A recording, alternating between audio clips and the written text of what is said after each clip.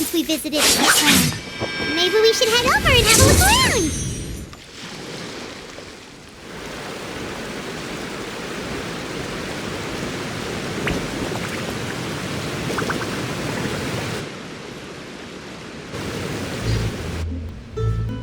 Hey, Traveler, Paimon. Oh, Paimon knows that voice! Over here.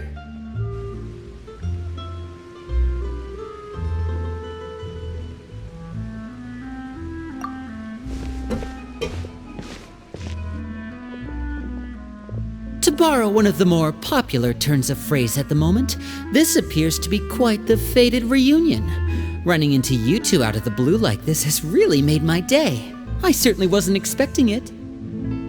You can say that again. What brings you to Poisson? Wait, Paimon's got it! You must be here for one of your magic shows, right? Actually, we've run into a bit of trouble on the home front, so Father arranged for us to stay in Poisson for the time being. Oh, are Lynette and Ferminet here too? Yep, along with most of the other members of the House of the Hearth.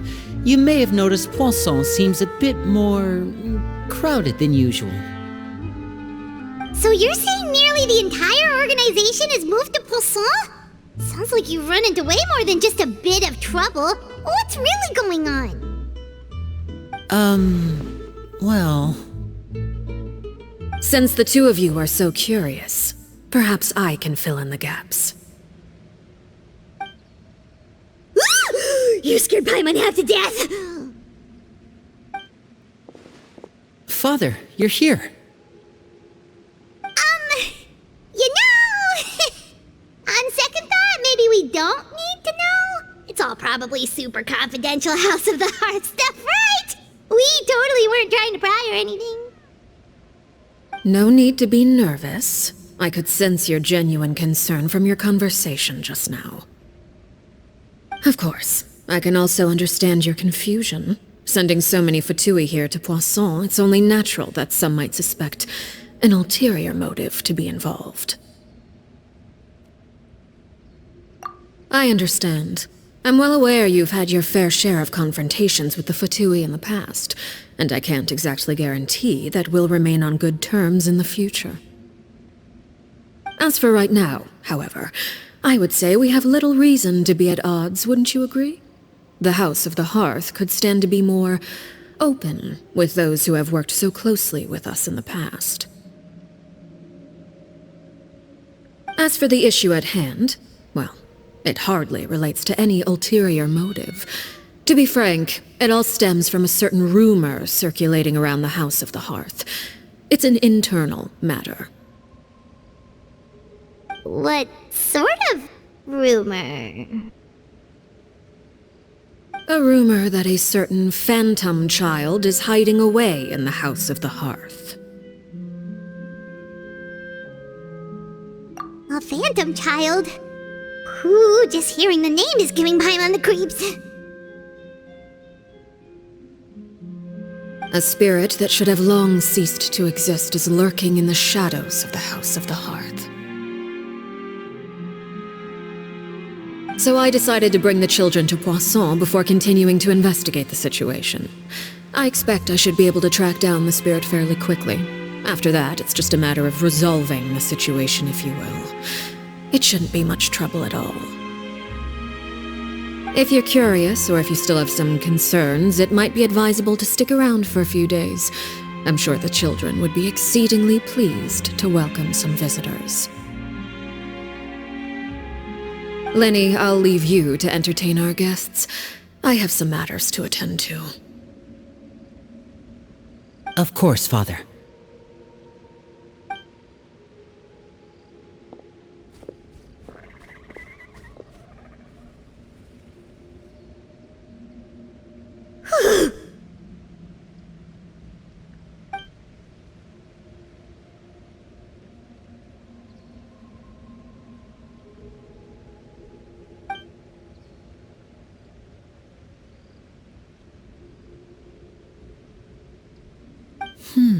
It has long been a dream of mine to invite you to our home and introduce you to my other siblings. You're quite well known in the organization already. A lot of people have been talking about you, especially after everything with the prophecy. If you're willing, why don't you stay a while and have a little chat with us? Alright.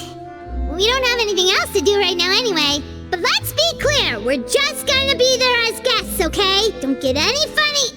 Oh, wait a second. For your guests, that probably means we'll be treated to lots of yummy food, right?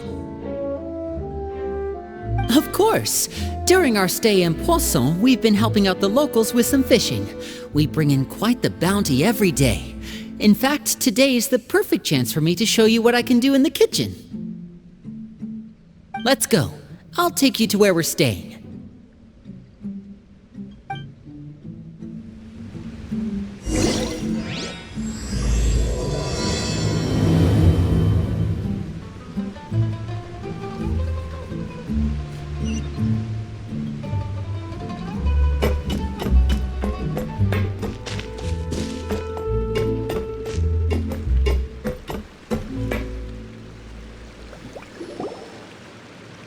We rented this house from one of the locals to use as a temporary base. I'll come back later and tidy up a bit. After that, it should be all ready for you to stay in tonight. Awesome, thanks! So, where are we off to now? Well, when I happened to run into you two earlier, I was actually in the middle of distributing some supplies. With this many people staying in Poisson, we have to bring in outside supplies every now and then. I should probably make sure the rest of these provisions get delivered, otherwise people might start to get antsy. Okay, we'll come with! There are all sorts of rumors about your organization floating around out there. Paimon's not sure if she could even take a wild guess as to what's true and what's not. But now that we finally have the chance to see a day in the life of the house, we can take a good look at how you operate! Well, you're more than welcome to come along. Just follow me.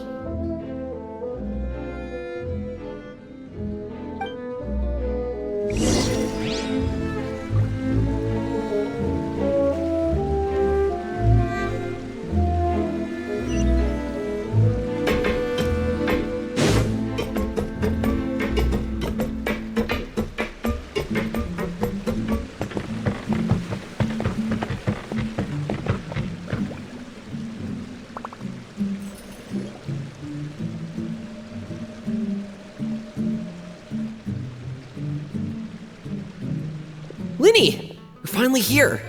The supplies. I'm assuming you've... Brought them with me? Yep, here you go. Hello? Something caught your eye? It's the Traveler and Paimon! No way! Come here, everyone! Hurry! The Traveler and Paimon are here!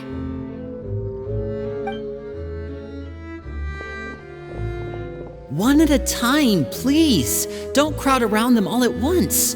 We don't want to scare off our guests now, do we? Oh, it's all right!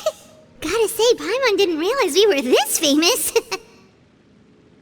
Of course! Father and Lyney have told us so much about you. Father told us about how you helped Lyney. According to her, you're a trustworthy friend. And as far as she's concerned, that's pretty much the highest compliment we've ever heard her give.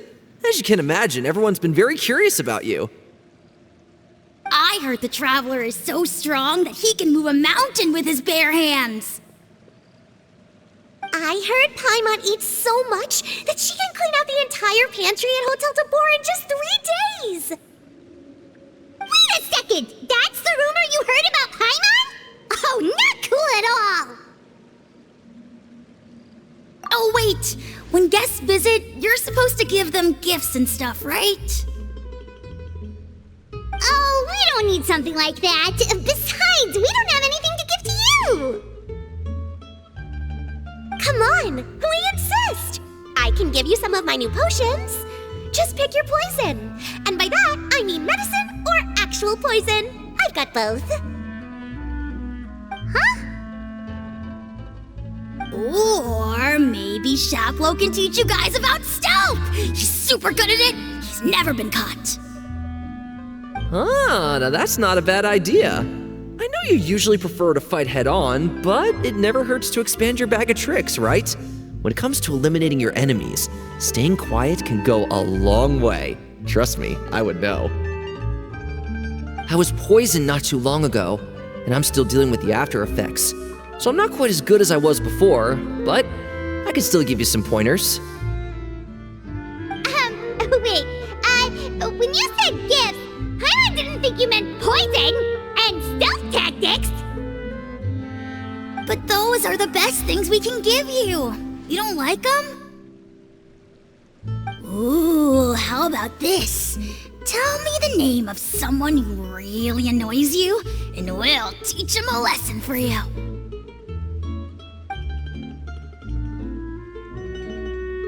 All right, Fold, Selwar. I think that's enough suggestions for now. When it comes to being a good host, it's the thought that counts.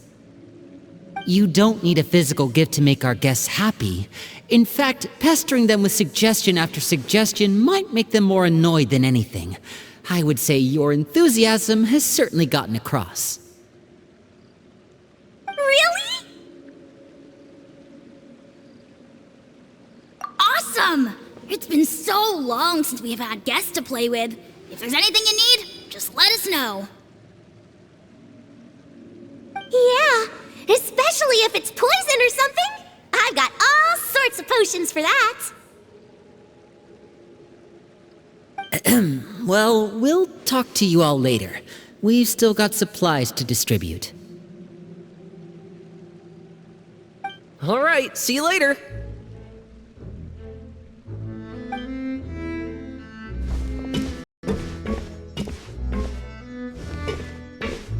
Bye!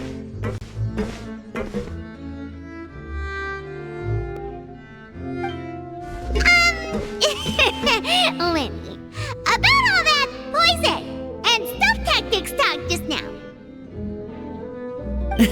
Scared you, did it? That kind of talk comes with being part of the House of the Hearth. When Foltz was really young, he strangled all of his family pets, just out of curiosity. He was labeled a dangerous problem child and was abandoned by his family. Elwar has an unnatural obsession with potions. Father has forbidden her from trying all the different concoctions she comes up with, but she still tries to test them in secret. You really have to keep an eye on that one. Chaplot is around my age. While I'm mainly responsible for collecting intelligence, he handles surveillance. He's very passionate about his work and has no reservations about taking on some very difficult missions. I know you two probably aren't used to that kind of talk, but I can promise you they only had the best of intentions. Things like stealth tactics and developing different poisons, they really mean a lot to them. They were just trying to share the best of what they could offer, that's all.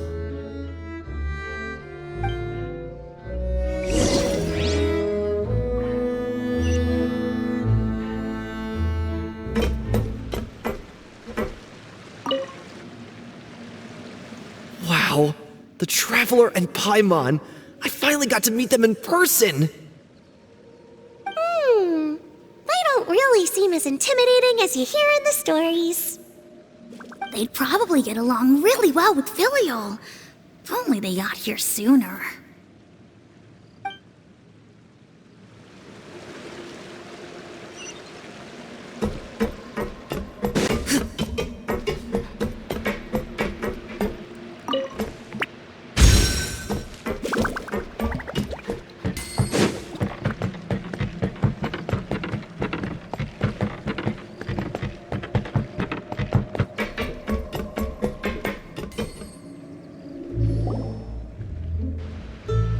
Filial, supplies are here. Thanks. And who are these two? Outsiders? Allow me to introduce you. This is the Traveler and Paimon.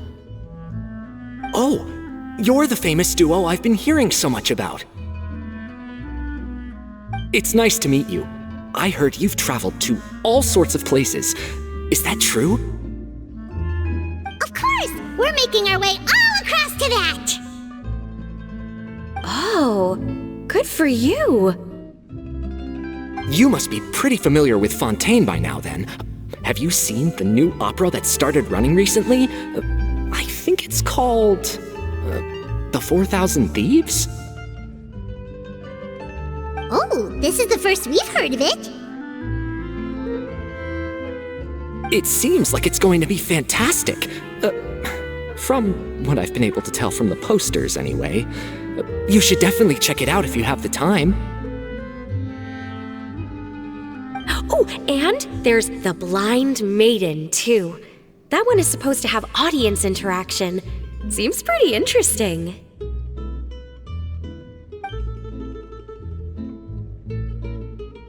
After this mission is over, I think I'll go get a manicure. Oh, maybe I should dye my hair. Wonder how much it'll cost. Is it just Paimon, or do these two seem much easier to get along with than the others? Looks like the House of the Hearth has some normal members after all. I heard that. Oh! Oops. I'm guessing you're referring to Foltz and the others? Yeah, we're definitely not all like them. I bet those crazies are practically foaming at the mouth right now. I'm sure they just can't wait to get back to Snezhnaya to carry out the plan. That's enough, Filial. Don't talk about family members behind their back, right? Whatever. Let's go.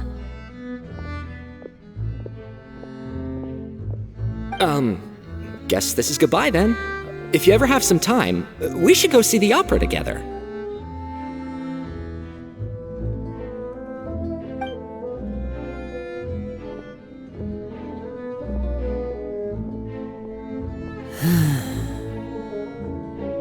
Well, that's it for the supplies. We should probably head back as well.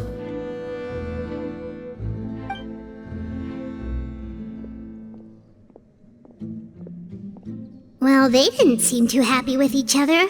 Seems like there could be something more going on here.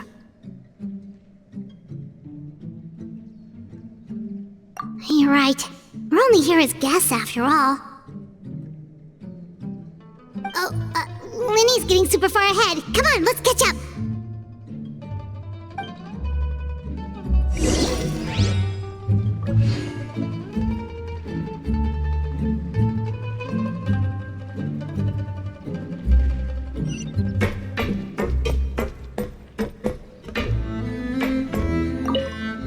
Looks like there's more trouble in store next month, too. When will it end? Hey, just focus on the positives. At least our time in Poisson has been pretty relaxing. Don't you think?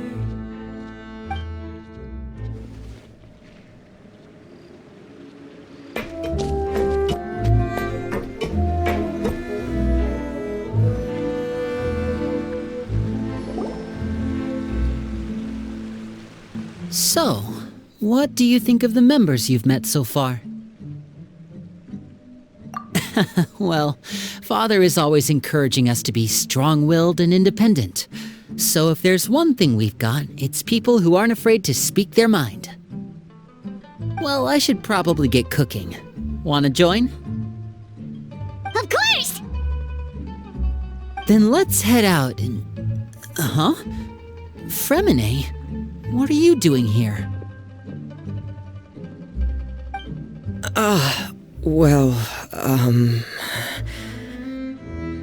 Ferminet! Nice to see you again! You too. I heard you're here as guests of House of the Hearth. Welcome.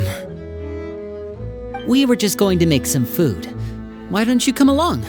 I could use some help in the kitchen, and I seem to remember you mentioning you wanted to make seafood soup for the Traveler and Paimon. Seafood soup? Oh, Paimon's drooling already. Were you looking for something just now, Ferminet? Maybe I can help. It's nothing. I just wanted to see if there were any extra supplies. Yeah, we've got some left over. What do you need? Some food and water, and some clean cloth, if possible. No problem. Give me a second here. Food, water... Wait a minute. What do you need all of those for? You're not on any missions as far as I'm aware, and you were just going to come eat with us. So what's this all about? I thought I'd grab an extra portion because I get hungry at night. Could be because I'm growing, you know, and... Ferminet, you remember what I told you? You're not like me. Your lying skills still need some work. Tell me what's going on. Is it really bad enough that you have to keep it from your own brother? Maybe it'll be better if we gave them some space.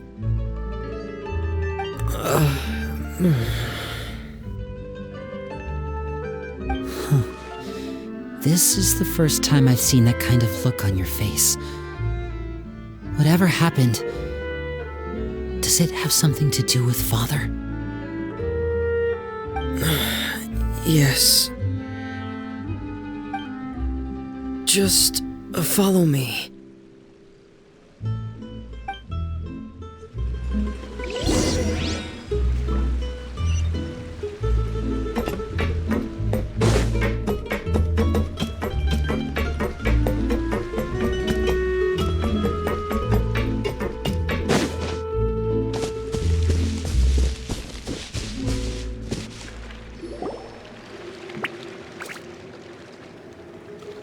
You're back! Oh, and you've brought some friends with you this time! Hello, my name's Lyney. I grew up in the House of the Hearth. And you are? Hi, Lyney. I'm also a child of the House of the Hearth, just like you. You can call me Clairvy. Clairvy? It's nice to meet you. Does that name ring any bells, Lyney? No, not at all. That's not a name we have on our roster, I'm sure of it. What I'm not sure of, though, is how she managed to sneak in. She must be the phantom child Father's been searching for. From the looks of it, I'm guessing you were the one that found her, Ferminet. You, haven't told Father, have you? No, I haven't told anyone. I've just been keeping her hidden. For how long? About half a month now. So ever since we got to Poisson, then, do you have any idea what you're doing? I know what I'm doing. Really? 'Cause from where I'm standing, it looks like you're hiding the very person Father has been trying to find. If Father finds out about this, everyone involved is going to be punished. You know the rules of the house, Ferminet. I know you do. Father doesn't tolerate any form of betrayal. So why are you doing this? I've thought it through, and I just can't hand her over like that. Lyney, don't you remember last year? Sheplo nearly died after getting poisoned during that one mission. He wasn't able to get back before the poison started taking effect, and not a single person was there to help him. That night, while I was sleeping, I heard a voice telling me to go save him. I opened my eyes, but I couldn't find the source of the voice. I thought maybe I was just hearing things, but I went to look for him anyway. Luckily, I got there with enough time to save his life. That feeling of being haunted, of hearing voices, it's happened many times in the House of the Hearth. I'm sure you've noticed. So what you're saying is, that was her? She was the one who spoke to you that night? Unless there are other spirits roaming around the House of the Hearth, I don't think there's any other possibility. If Clairvy were our enemy, it wouldn't matter whether she was a spirit or an actual child. I would have acted without a second thought, because that's what Father ordered us to do. But she's been living with us, helping us from the shadows all this time. I think that makes her family. I couldn't just hand her over to be dealt with. Not when there's so much we still don't know.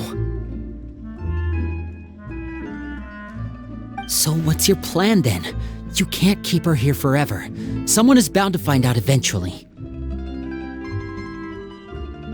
I haven't thought that far yet.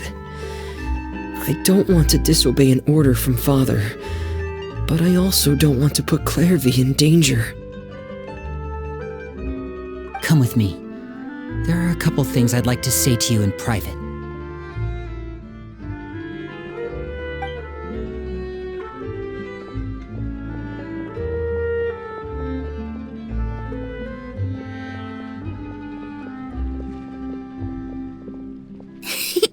Those two sure care a lot about each other. Well, they got a funny way of showing it. From where Paimon was floating, it sure seemed like they were about to bite each other's heads off. No way! They have a really deep bond. I could tell right away, because I also have a friend like that. I just don't know how long that kind of bond can last. The darkness in the house runs deeper than you can imagine. No one can get out alive.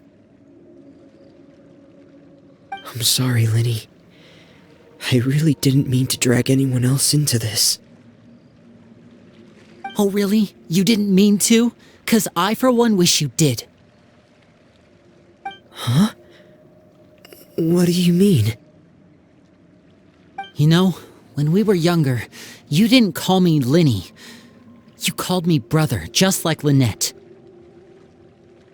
We grew up together, the three of us. We were all orphans, all rescued by Father. Of all the siblings in the House of the Hearth, I think our bond was the closest. Later on, when you started calling me Lyney, I wasn't actually surprised. After all, Lynette and I are related by blood. We've had to depend on each other to survive long before we joined the house. Lyney, The darkest and most difficult moments of my life happened before you and I had ever met. I'm sure that's true for you as well. Even so, Ferminet, we've stood by each other for all these years now, and to me, that means more than blood. You and Lynette are the most important people in my life. No one can replace you. So I won't let you face anything alone. Not if I can help it. Oh, looks like things are getting kinda heated between Lyney and Ferminet. Maybe we should go check on them.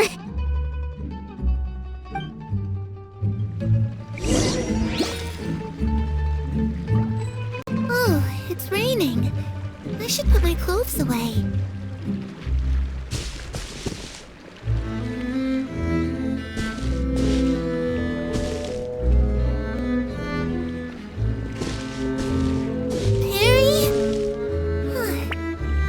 She's not here either.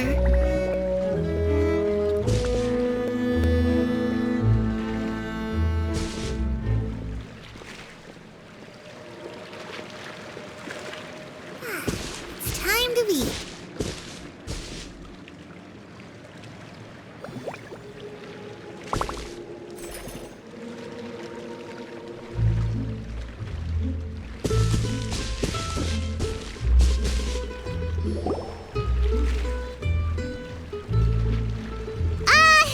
Hey, you two! Hope we aren't interrupting anything. Like a fight, or... Oh, wait a minute, Ferminet. You're not crying, are you? Is everything alright? Everything's fine. Thanks for asking. Well, we're all friends here, right? We've been through so much together, so if there's anything we can do to help, just say the word. It's just a small family dispute. It's not something our guests should trouble themselves with. In fact, it might be better if your stay ended here. What are you getting at, Traveler? When guests are around, families are often on their best behavior. And any disputes are less likely to escalate. That's what you're trying to say, isn't it? I just... Thank you. I was really hoping to keep you out of it. But even if I could think of some other reason to turn you away, I'm not sure I could convince you. I know things could turn dangerous, so I promise you this. From now on, I'll protect you like my life depends on it. Me too. Well, back to the matter at hand then. If we don't plan on handing Clairvy over to Father, then our only other option is to solve the mystery of her identity before Father is able to track her down. That means finding out where she came from and what she's doing here. Then we can send her on her merry way and pretend like none of this ever happened. I've tried that already. And? And... nothing. I tried taking her somewhere really far away, but... after some time, she just reappeared. She even came with us all the way to Poisson. It seems like wherever the house is, she follows. I don't know much about spirits. Do you two have any ideas? Let's see here. Paimon remembers hearing something like, if you fulfill a spirit's last wish before they died, they'll let go of whatever's keeping them here and return to the ley lines. Oh, it's just that Paimon doesn't really remember where she heard that, so it's not guaranteed to work or anything. Well, sounds like it's worth a shot. Guess that means we should go ask her about her wish. But first, Ferminet, I need you to promise me something. What is it? I need you to promise me that this will stay between the two of us. We're the masterminds behind this whole thing. No one else gets involved. Can you do that for me? Of course. I promise. All right. Then let's seal the promise just like when we were kids. Fist bump on 3. Ready? 1, 2, 3. I swear.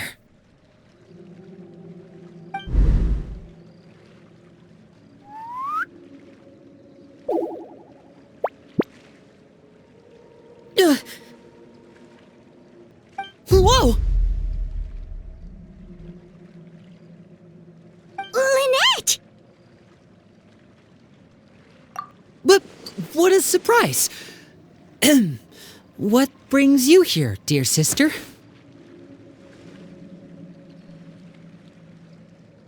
And, when exactly did you get here?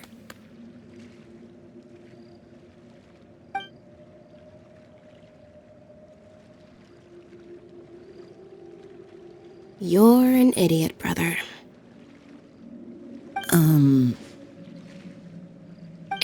too, ferminet.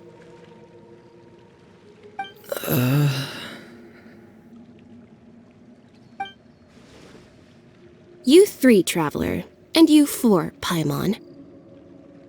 Wait, what did we do?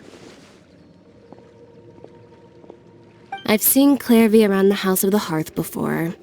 I hadn't seen her in Poisson, so I figured she must not have come with us. But it turns out you were just hiding her. I heard you talking about your plan. Rather than steering clear of the situation, I'd rather fully join in.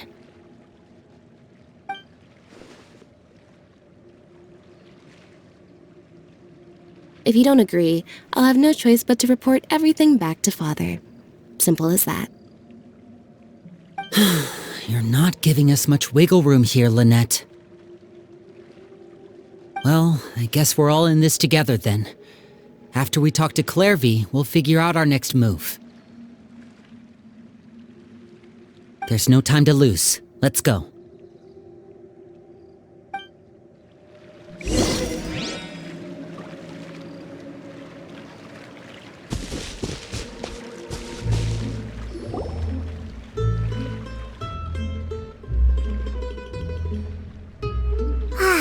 I'm full. Thank you for bringing me this food, you guys. She said she's full, but the food doesn't look like it's even been touched. That's right. Based on what I've been able to observe, it doesn't seem like Clairvy can interact with the physical world at all. Still, when she's presented with food, she'll always linger around it for a good little while. Maybe, in her mind, she really is eating those things. Does she know that she has already passed away? I've tried to ask her, but she didn't answer. My guess is that she's just as confused as we are. Or maybe she couldn't understand the question at all. Clairvy, if you've got some time, I'd like to ask you a few questions. Sure. Oh, another new friend. Hi, I'm Clairvy. Hello. Clairvy, how did you join the House of the Hearth? Huh? Isn't it the same for everybody? The knave brings you here and then you can't leave. It's just that your name, it's not on the roster. And I've never seen you before. The roster? Oh, I get it now. I think there might be some things you don't know about this place. The people in charge, they're not as nice as they look. They say they keep a roster, but it's not complete. There are a lot of people who aren't on it, and never will be. In this house, some people are family, and other people are just test subjects. Those kinds of people aren't ever going to get a place on the roster, unless it's the roster of people who've been executed. Wait, does that mean the knave... she... Is there anyone that can vouch for you? Perry, she's my best friend. She's the only one I trust in this place. Have either of you heard of that name before? No. Me neither. Clairvy, Perry. Neither of those names are on the roster. But it seems like she's telling the truth. Either that, or this kid's already got a bag of tricks bigger than mine. Maybe we should try a different approach. Clairvy, do you have a wish? A wish? It can be anything you want. Just imagine, It's your birthday, you're blowing out the candles, and your wish is...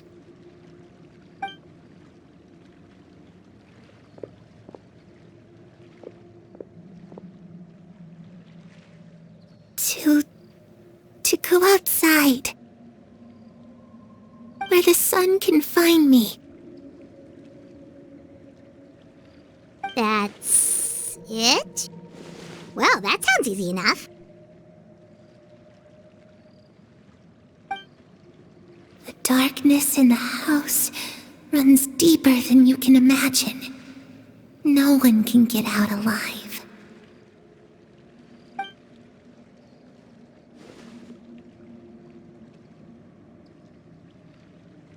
Okay, time to divide and conquer. Listen up, I've got a plan. I'll try and find a way to use basic illusory magic to take Clairvy outside and bring her somewhere with sunlight. Lynette, try and find the list of executions that Clairvy was talking about, and see if her name is on it. Ferminet, you stay in Poisson. We can't be the only ones who've had run-ins with Clairvy. I need you to collect intel on everything she's said and done. Understood. I'll try my best. What about us? What should we do? I really appreciate your willingness to help, but this is a family matter.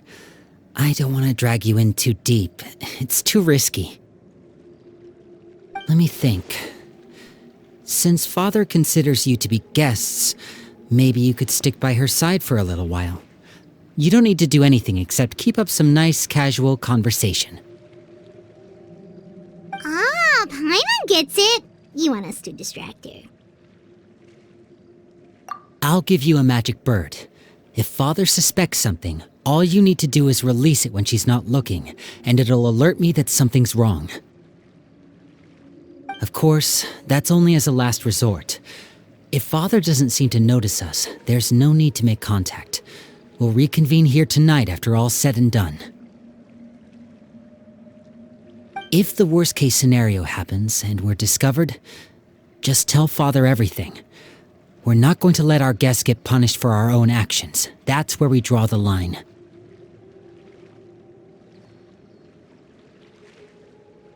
You too. Okay, this is where we part. Father should be at the beach nearby.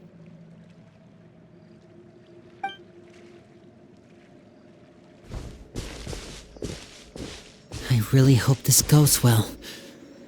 No, it has to go well. That's the only way this can get resolved.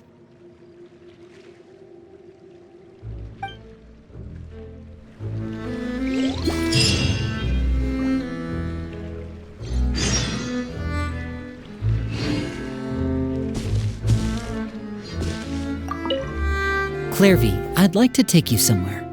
Is that okay with you? Sure.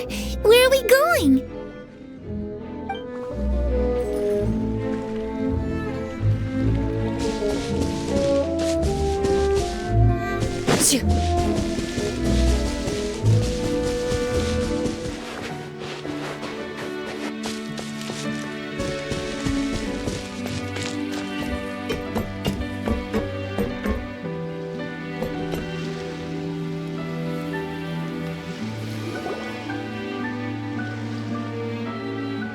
It's the knave! And... child! Hey, aren't you supposed to be in Snezhnaya recuperating? What are you still doing in Fontaine? Oh, it's you two. I didn't expect to run into you here. I was unconscious for quite a while after the fight in the Primordial Sea. After I woke up, I realized I was being taken back to Snezhnaya, and well, I couldn't have that now, could I? Not when I've still got unfinished business here in Fontaine. So, I mustered up all my strength and made the journey back on my own. What sort of unfinished business are we talking here? It has to do with Skirk, my master. I really wanted to meet up with her, but by the time I got back, she had already left. I still have so many questions for her.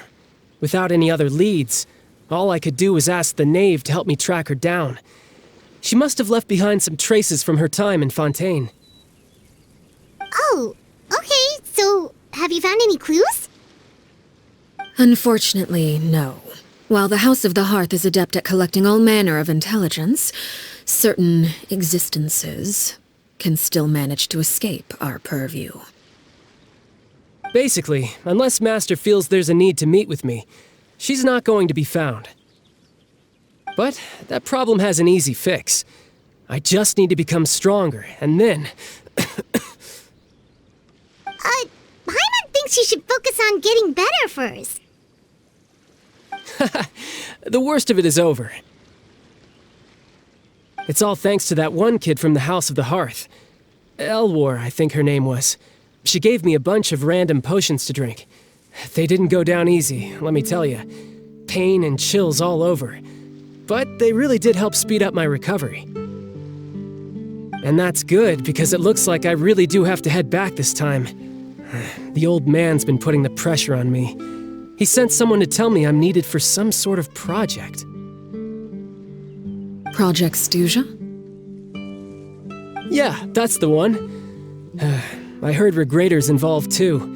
I'm not looking forward to having to listen to all his monologuing, that's for sure. Hey, maybe you could think of a way for me to stay in Fontaine for a little longer. Helping Lyney and the others brush up on their fighting skills would be far more interesting. If you and I could spar, that would be even better. I've been waiting for a chance to see you go all out. And what a sweet little daydream that is. But I also have a role to play in all this. I'll be leaving Fontaine shortly as well. Besides, considering how little they see fit to step outside the homeland, being called on to return to Snezhnaya by such illustrious dignitaries, what a great honor. Wouldn't you agree? One I could do without, I'd say. Is it just Paimon? Or does it kind of seem like they're... So, dear guests of the House of the Hearth, to what do I owe the visit? we just... Right! We're super close to Lyney and the others, but we still don't know much about you! Is that so? Introductions have already been made, have they not? Oh, well, you see? There's only so much you can learn about someone from a short introduction. At least tell us something a little extra, like... Why do you call yourself father? Good question. I'd also like to know. The fact that you have to ask tells me our intelligence work has been quite successful. Telling you the answer to that question would only serve to undermine that success. And we can't have that, now can we? Spoken like a true diplomat. That was some expert sidestepping right there. Well, if there's nothing else, I think I'll take my leave. I still have a small matter to resolve at home. Wait, don't go!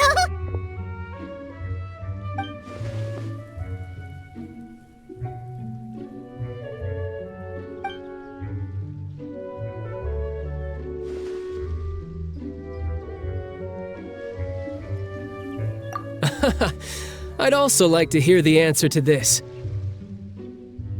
I've met some of the members of your organization, and they all seemed like really good kids. They actually reminded me of Tonya and Tusser. Which, by the way, if you ever betray them, I'm just letting you know, I won't let you off easy. And why would I betray them? Well, you've already betrayed the House of the Hearth once, haven't you? At least, that's what I heard.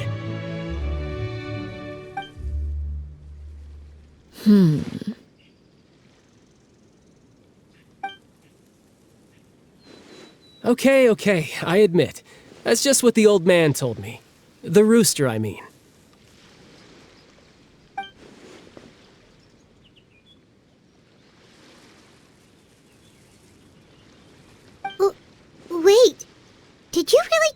do something bad to those kids?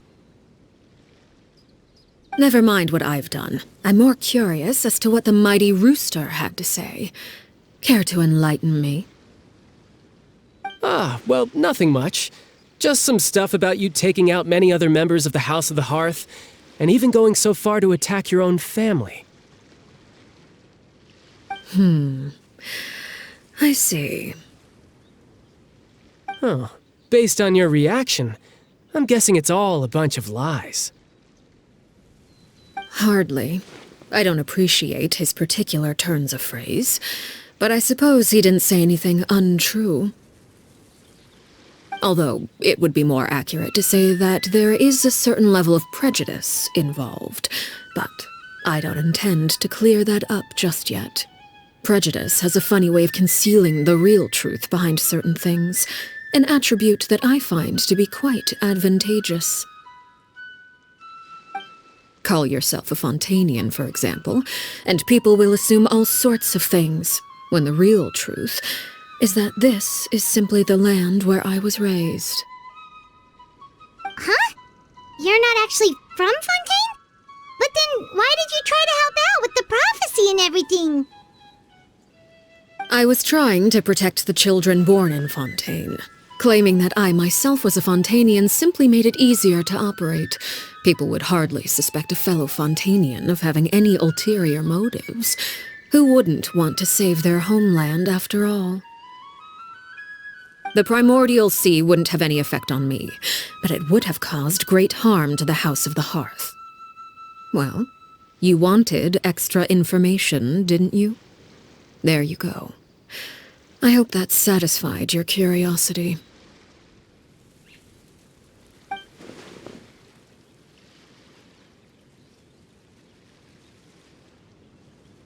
So, you stayed in Fontaine for the kids. I guess I was wrong to believe you'd betray them. Apologies. Looks like I was holding on to some prejudices myself. Good. Like I said, I like it when others have misconceptions of me. Actually, while I was recuperating at the House of the Hearth, there was something else that really caught my attention. I heard that members always resolve disputes and arguments with a friendly spar, and the loser has to back down. Seems pretty cool if you ask me. Would also give them plenty of opportunities to hone their skills. Well, that's only a recent development. In the past, such spars weren't nearly so friendly. The losing party would lose everything, including their life. They were that high stakes? Whew, at least that's not a thing anymore. Well, the current atmosphere's not half bad. I'm a bit jealous, actually. You've got so many family members around you, and you even get to live with them. Having a lot of family around means dealing with a considerable amount of bickering and scheming. Once Tonya and Tusser enter their rebellious phase, I'm sure you'll understand. Just imagine.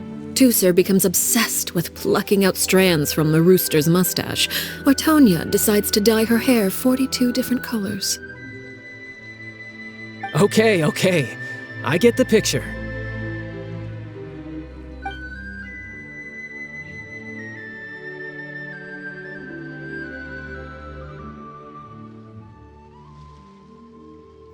Well, would you look at the time? I should probably get going. Traveler, Paimon, I'm not sure where our paths will cross next, but the next time we run into each other, we should definitely try and find some time to spar. Again, maybe this is a conversation we can have when you look less like you're gonna keel over. All right. Well, thanks for everything, Arlecchino. No thanks necessary. You also played a part in obtaining the Gnosis. I would say we can call ourselves even. I like the sound of that. Well, I'm off. See you all some other time.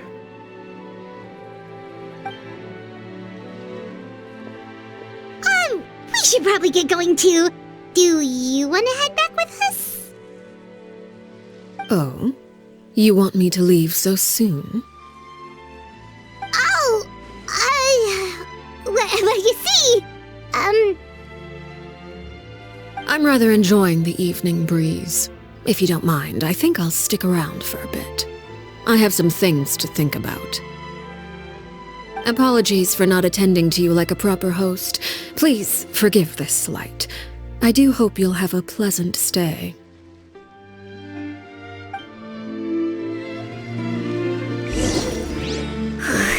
We managed to keep her distracted until nightfall. Good thing Child was there to keep the conversation going. You don't think she suspected anything, do you? Oh, I wonder if Lyney ran into any issues. Let's hurry back and see how everything went. Oh? You decided to stay a little longer? Let's take in the ocean view together, then.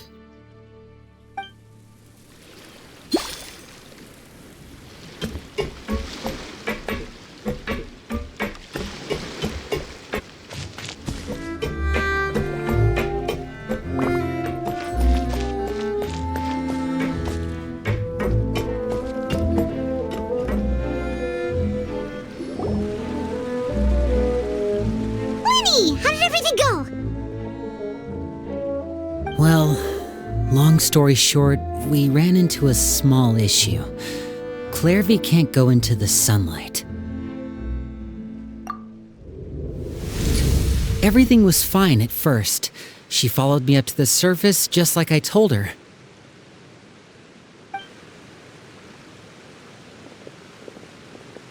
But as I led her out of the shadows and into the sunlight, she vanished.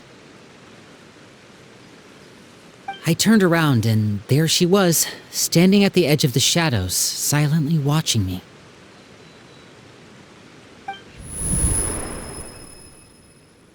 Huh. Maybe she's afraid of sunlight, or... No, it wouldn't be her wish if that were the case. Well, we could always try pushing her into it. Oh, true. I've pretty much tried it all already. Nothing worked. Eventually, the sun went down, so all I could do was bring her back here. How did it go with you, Lynette? Good. I've got the list. It's right here. Really? Well, what are we waiting for? Let's take a look!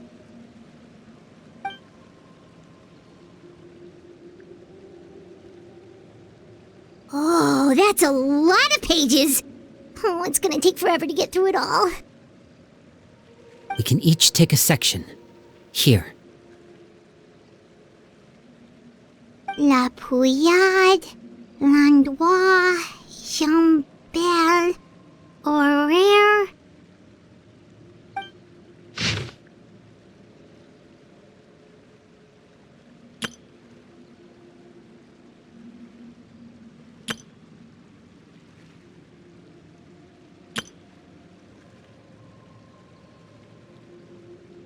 Oh, yikes. That Aurore guy has a huge scar on his face. He's kinda giving Paimon the creeps. I've met him before. The scar is from an injury he received during a mission. I still remember him joking with me about it. He said any future lover would take one look at him and then lose all interest. Did he say anything else? Well, I asked if there was someone he was interested in. He said no, and that's where our conversation ended. It was only later that I learned he really did have someone he liked. He risked everything to escape so he could be with her, but it didn't work. One day, Father asked to see him, and, well, I never saw him again after that. Wait, so that means the knave, she... It may seem cruel, but it's just one of the rules of the house. Betrayal is not to be taken lightly. We know too many secrets to come and go as we please. So, if you do try to leave, you pay with your life.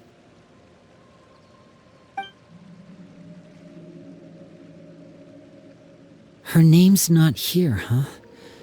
Well, that's not too surprising. It doesn't seem like this list is complete. It only contains records dating back around 5 years. Let's shift our attention then.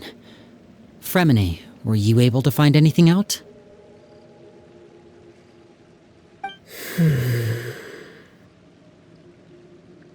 Ferminet. Sorry. I was thinking about something. I managed to talk to quite a few people, but I couldn't help but notice that the atmosphere in the house was a little strange. Strange. Yeah, I mean, I know there have been arguments in the past, times when people haven't gotten along. Chaplot and Filiol are a good example of that. Oh, those are two of the people that we met while delivering supplies. Paimon can see how they might not get along. They had very different vibes, and their, interests seem to be pretty different as well. That's to be expected, actually. Father brought us all here, shared her knowledge with us, taught us how to fight. That's one thing we all share. But that's also where the similarities end. Not all of us feel the same desire to stay here. As members of the House of the Hearth, we're also considered part of the Fatui. And to a lot of people, that's an identity they never asked for. Certain members get older and realize they want something else for themselves. But considering the rules of the house, most people would never say that out loud. People like Chaplot and Foltz are loyal to Father and her vision. They're proud to be part of the Fatui. Filiol and Nantoy, on the other hand, well, they aren't quite as enthusiastic. These kinds of conflicts have always been there. It's not like Father is in the dark about any of this. Well, that's true. But it just feels like things have gotten worse lately.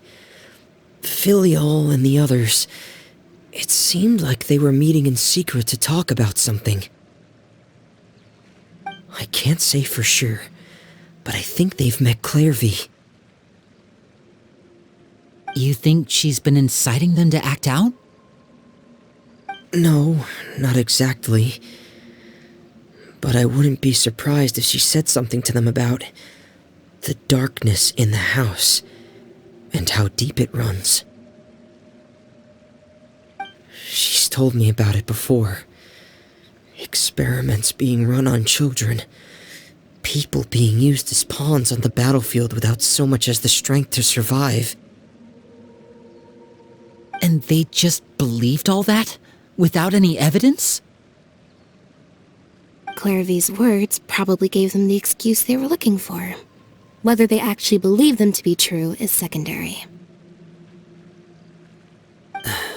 This is all because of Project Stuja, isn't it? Whoa. Hold on a second. What's this Project Stuja all about, huh? This is the second time it's come up now. Sorry, but I'm not sure of the details either. I only know what Father has told us, which is that it's something the Rooster and Regrator have been working on together. Apparently, it has to do with the Fatui's strategic plan for the future. Because the House of the Hearth was so successful in obtaining the Gnosis, we now have the honor of playing a key role in Project Stuja. Wait, but isn't that a good thing? Key role is just another way of saying dangerous role. To us, the whole thing is an inconvenience. Father thinks so too, but she's in no position to refuse. Their plan isn't exactly unreasonable, and they've been funneling the house a lot of funding. It's just that we'll lose a lot of members in the process. Participating in the plan, it's an honor in name only. What they're really trying to do is subdue us. The existence of an intelligence organization outside their control makes them feel uneasy.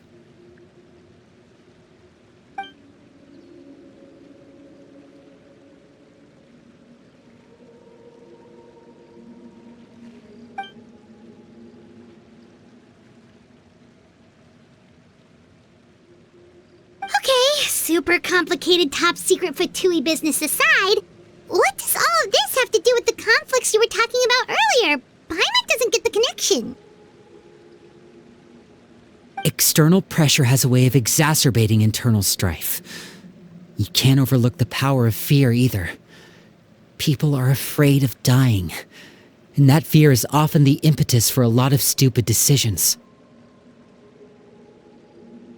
I thought resolving the Clairvy situation would make everything go back to normal. But it looks like things are more complicated than I thought. If we leave Filiol and the others to their own devices, sooner or later, Father will be forced to take action. We can only focus on one situation at a time, brother. You're right. Even if we confront Filiol and the others, it won't do any good. It might even make matters worse. We should focus on Clairvy for now. Well, it's getting late. We should head back and get some rest. We'll try again first thing tomorrow. Lynette, you stick with me this time. Ferminet, keep a close eye on Filiol and the others. Make sure they don't do anything they'll regret. Good work today, everyone. Have a good night, and I'll see you tomorrow.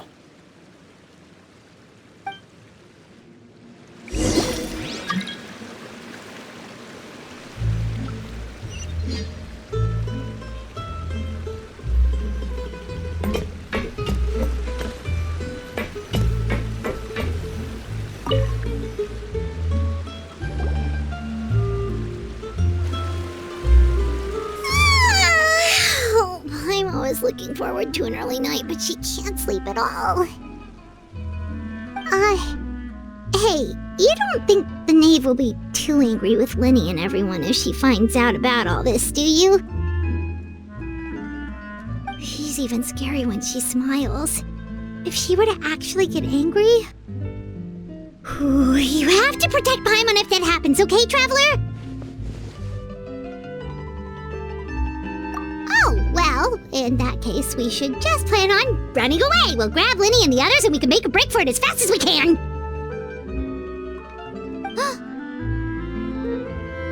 Look! Look over there! Quick! Let's catch up with her before anyone sees!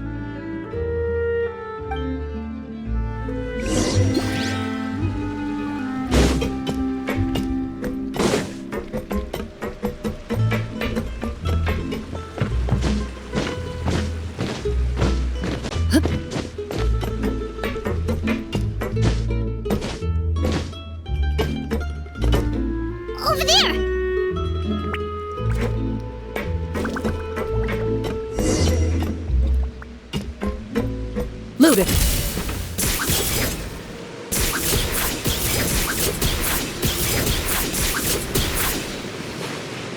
Oh, where is she going? Oh, if someone sees her, we're toast.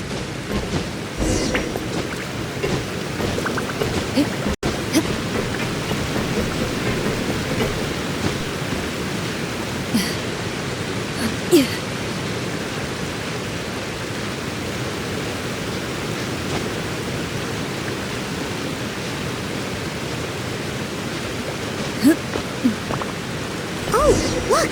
She stopped!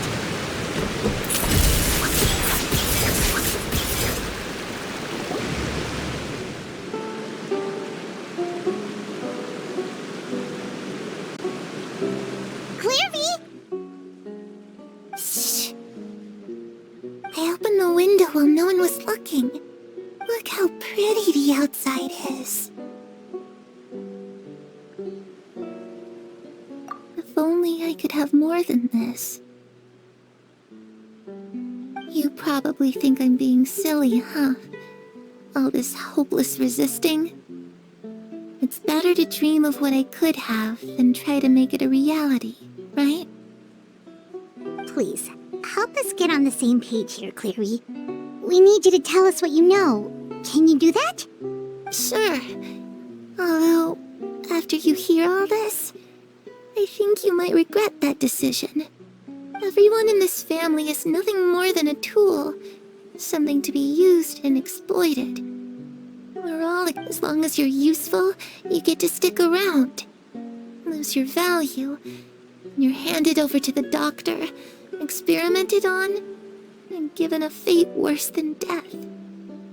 I've seen it happen again and again, and I've had enough. You're saying the knave did all that? It's just, that doesn't seem like something she would do. She's scary and all, but it seems like even she has lines she wouldn't cross. I knew you wouldn't believe me. Everyone thinks she's a good person. They all think of her like a real mother. Mother? But she doesn't deserve that title. She's disgraced it and tarnished it. And if I had things my way, I'd never see her again. If only Perry were here, she'd understand. Perry. There's that name again. Also, Paimon's getting a strange feeling. It almost feels like she's not really here with us. Paimon can't tell if she's actually talking to us or if she's mistaken us for someone else. Well, in any case, it seems like she really needs someone to talk to. We should keep her company for a little longer. She looks so young. But it seems like she's been through a lot. It's getting windy. I should close the window. Ooh, look at the moon. Isn't it pretty? Hey, wanna hear a secret? I heard that if you look up at the night sky in Snezhnaya, you can see the aurora. It's supposed to be super pretty. Even prettier than the moon tonight. Perry and I promised each other that once we're older, we're gonna go see it together. But I can't find her. I'm worried she's all soupin. No, that wouldn't happen to her. She's special. Mother likes her a lot. I should really go talk to Mother, but we just fought. She doesn't want to see me, and I'm too scared to face her. What should I do?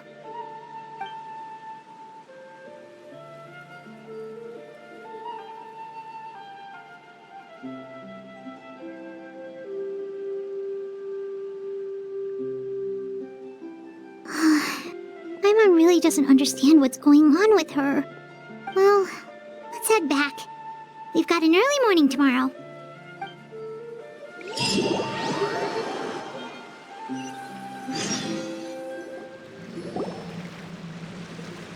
All right, looks like we're all here. Let's go ahead with the plan. Oh? What is it? What makes you ask that? Well, we kinda ran into Clairview last night, and that's what she told us. We met the doctor back in Sumeru. He's super dangerous, and he's done all sorts of bad things. It's possible that Father and the Doctor have had certain dealings, but I don't think Father would work with him. We're not really on the same side, so there's not a lot of trust between them. That doesn't exactly set the stage for a successful partnership. I did hear, though, that when Father first became a Harbinger, the Doctor offered to work with the House of the Hearth. Father rejected most of his proposals, except for one. It had to do with some sort of secret experiment. Secret experiment? Could that be what Clairview was talking about? I don't think so. I don't know any details about the experiment itself, but I do know it's an entirely independent operation. The Doctor only proposed a direction for the research. That was the extent of his involvement. I still don't think that counts as working together. The details of the experiment are confidential, but complete records are kept on all participants. That doesn't seem to be the case with the situation Clairview referred to. I know you don't agree with some of the Fatui's methods, and I'm not asking you to. But I am asking you to trust us on this. The House of the Hearth has its own principles. There are certain lines we're not willing to cross. Alright, that's good to hear at least. Clairvy seems to think the knave and the doctor worked together to do something horrible.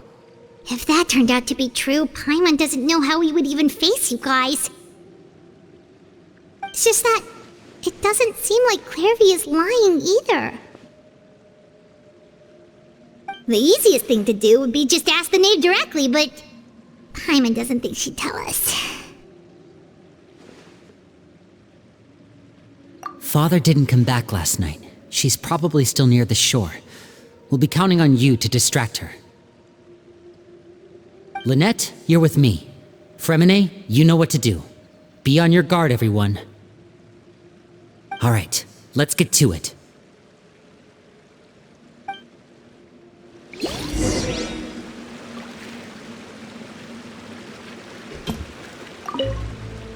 Where are we going today? Let's try somewhere further away this time.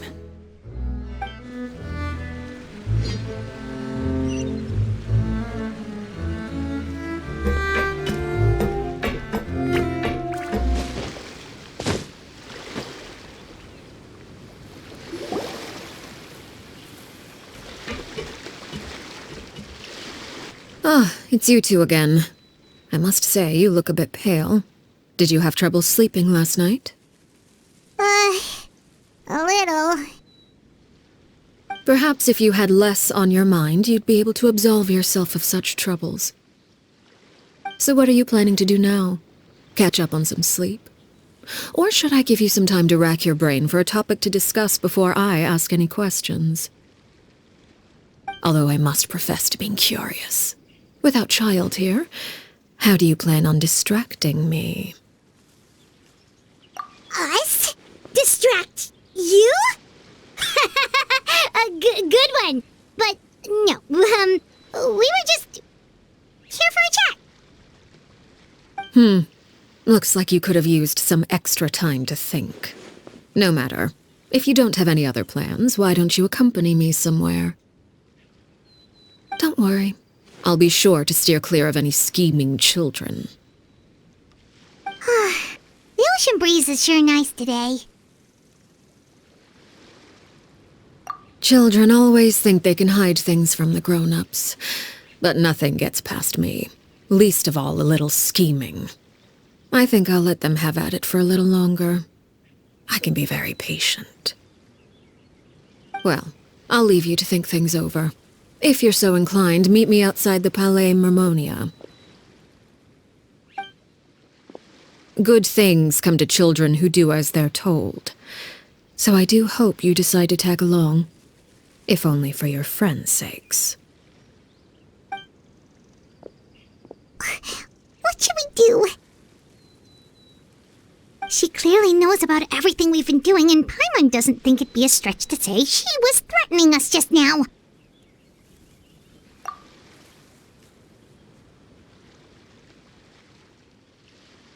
Oh, good idea. Hopefully he sees it in time. Well, we should probably head to the Palais Mermonia. Paimon doesn't want to find out what happens if we don't show up. Based on what the knave was saying just now, it sure didn't seem like it'd be anything good. Okay, then we probably shouldn't keep her waiting.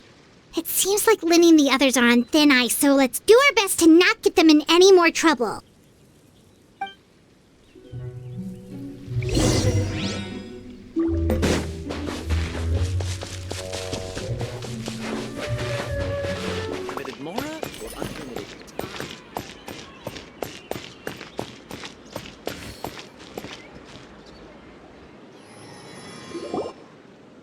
Seeing as we still have some time before my meeting, we might as well enjoy some pleasant conversation while we wait.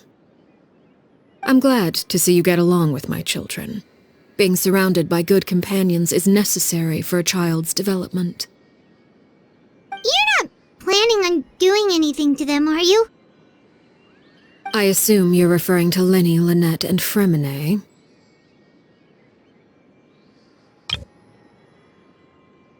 Although, there's that situation with Filial and Nentoy as well.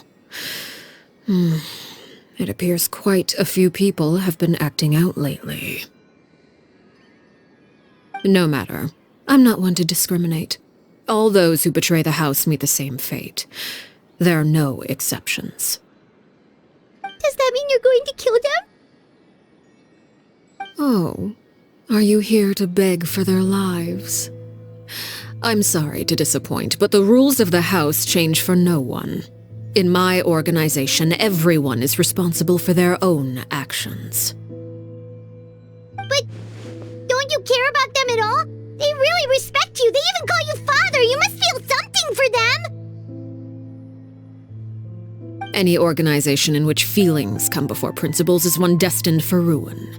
The House of the Hearth is hardly an exception. You could say our principles are more stringent than most. Perhaps I can offer you this consolation at least.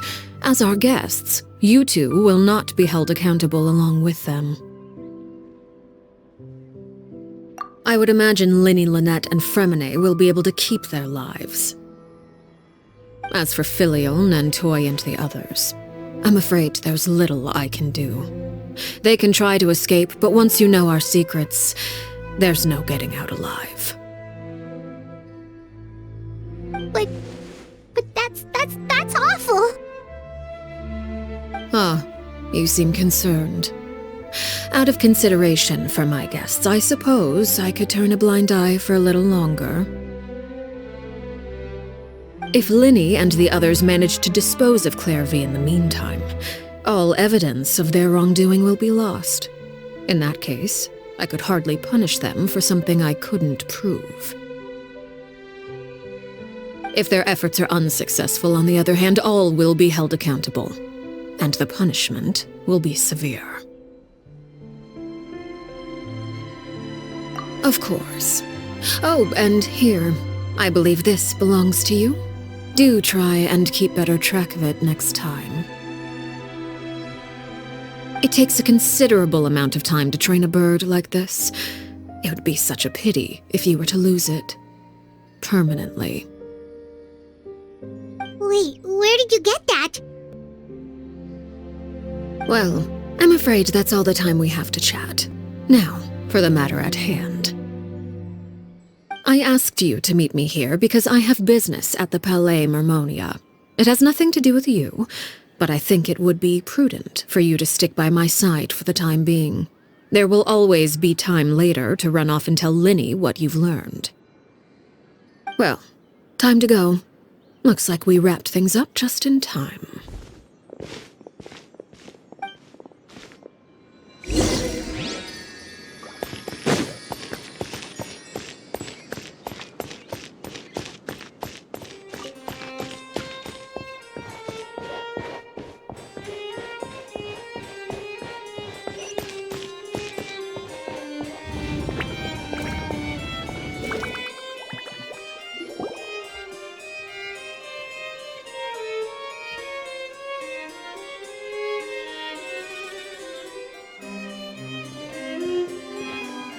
It's been a while, Monsieur Neuvillette.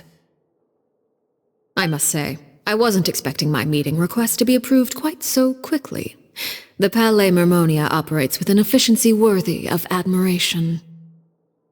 It is only right that an esteemed diplomat such as yourself should be afforded the proper level of respect. Although, if I may speak plainly, I must confess that I did not anticipate we would have the occasion to meet again after presenting you with the Gnosis.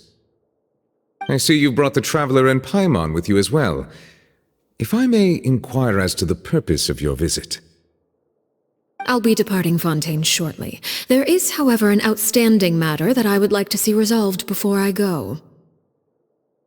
It requires a rather lengthy explanation, I'm afraid. So I took the liberty of explaining everything in this proposal. Please review it at your leisure, Monsieur Neuvillette.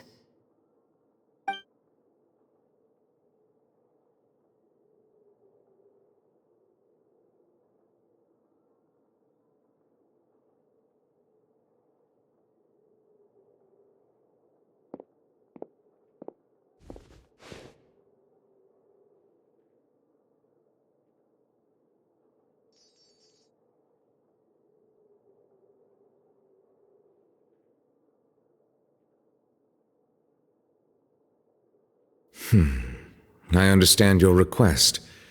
However, at the risk of causing offense, I must admit that I fail to see why you would wish for such a thing. I heard you have a certain fondness for water tasting, Monsieur Neuvillette, so allow me to use water as an analogy. A family is like a large body of water with countless rivers flowing in and out. As someone who watches over this system, I would hope that each river that flows from the source will eventually reach the ocean. Of course, objectively speaking, I know this is impossible.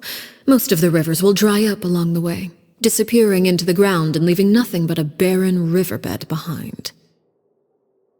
Not all rivers are destined to reach the ocean, but I would not see their existence rendered meaningless.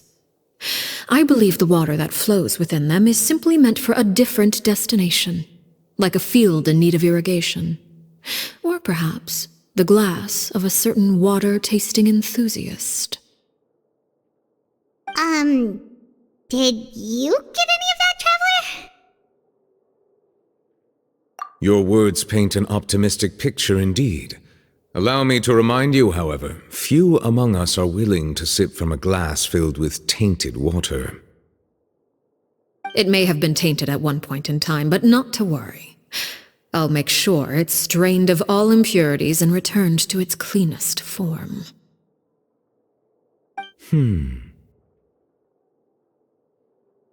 I seem to recall there being a transactional aspect to your proposal. Perhaps you could expound on that? If you accept my proposal, Monsieur Neuvillette, I will gradually withdraw my forces from Fontaine. And, unless absolutely necessary, I will no longer carry out any special missions within Fontaine. I presume I can take your words to mean that, in the future, cases similar to the Tartuffe assassination will cease to cross my desk? Tartuffe?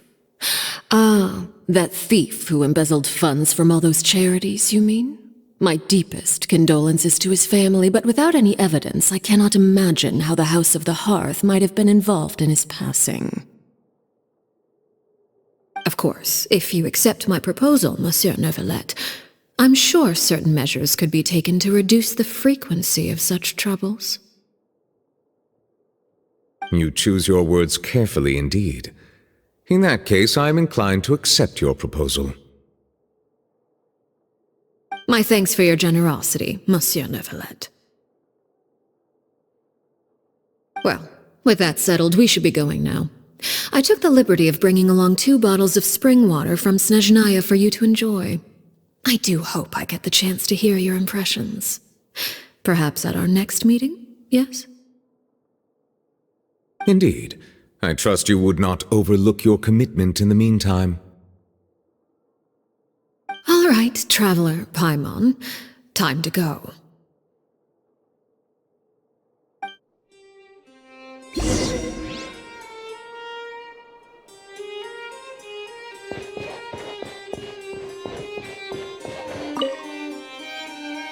I believe I've told you before that my emotions easily resonate with those of others.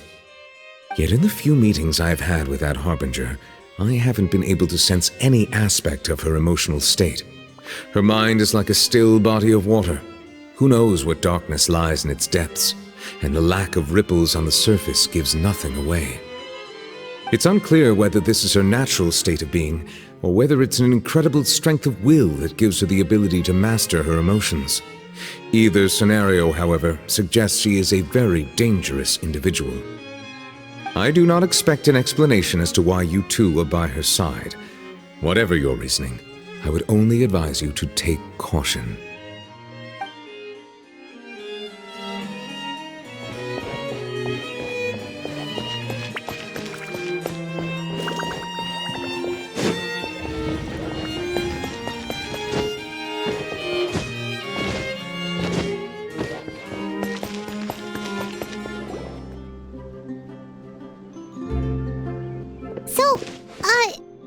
What exactly were you talking about back there?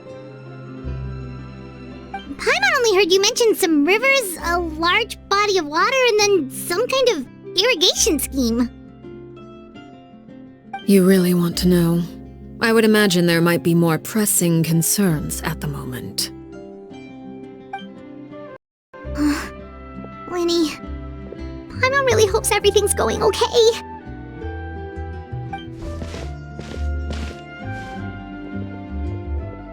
Oh, Paimon recognizes that look. You've got your ticket cap on, don't you, Traveler?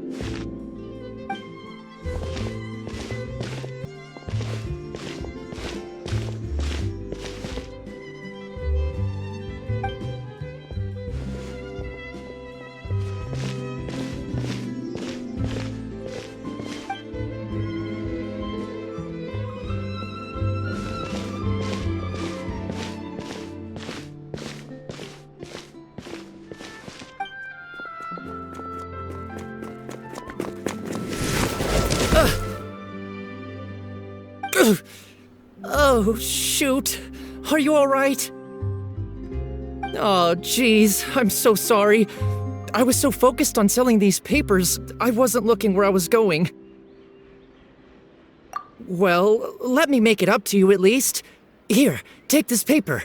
On the house.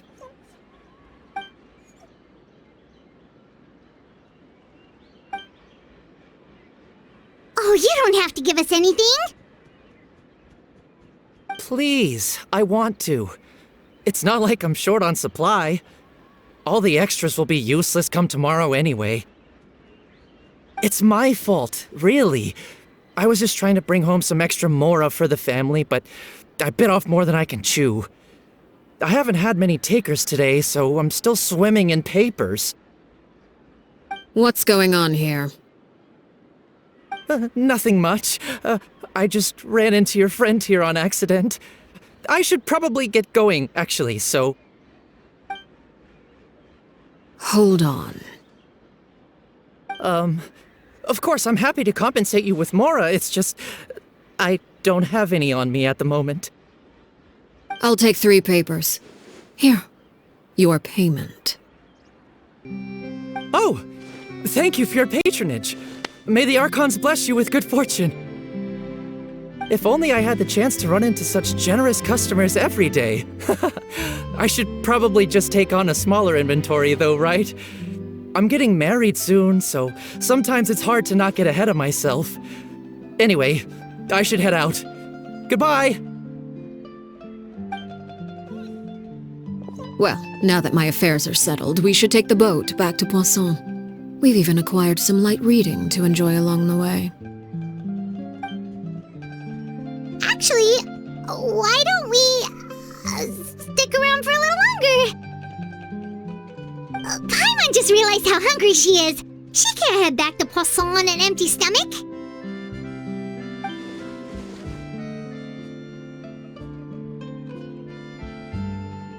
It appears you two are under the impression that delaying our return will somehow alter the situation in your favor.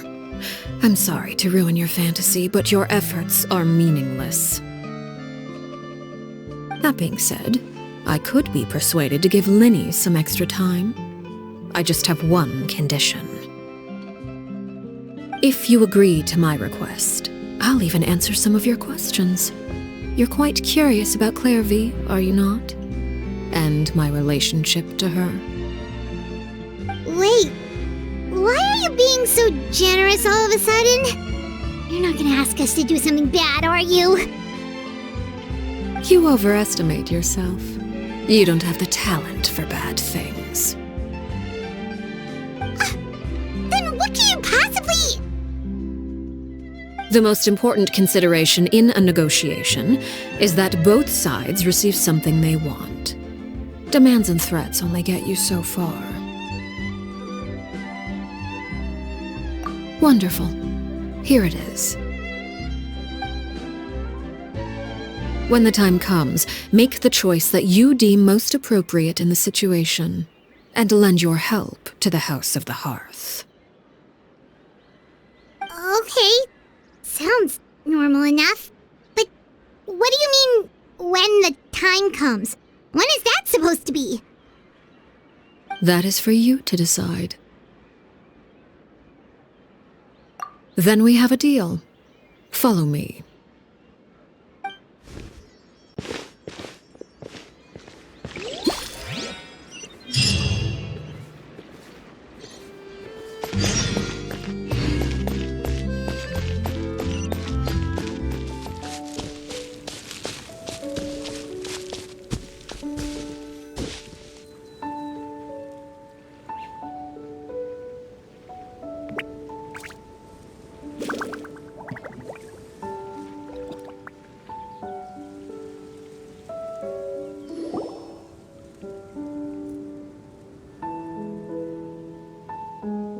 What is this place? Somewhere long forgotten by everyone. It used to be a grand building. Now it's nothing more than a pile of rubble. No one comes here anymore, nor does anyone care about what once happened here. Although, this place does have something to do with the story I'm about to tell you. It was before I became a harbinger, and before Lyney and the others joined the House of the Hearth. Due to certain events, I first killed Clairvy and then her mother. And this is where it all happened. You were the one that killed Clairvy? Patience now. Allow me to explain Clairvy's side of the story first. I'll start from the beginning.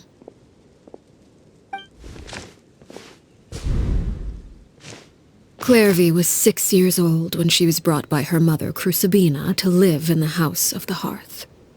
From the outside, it seemed like a fairy tale.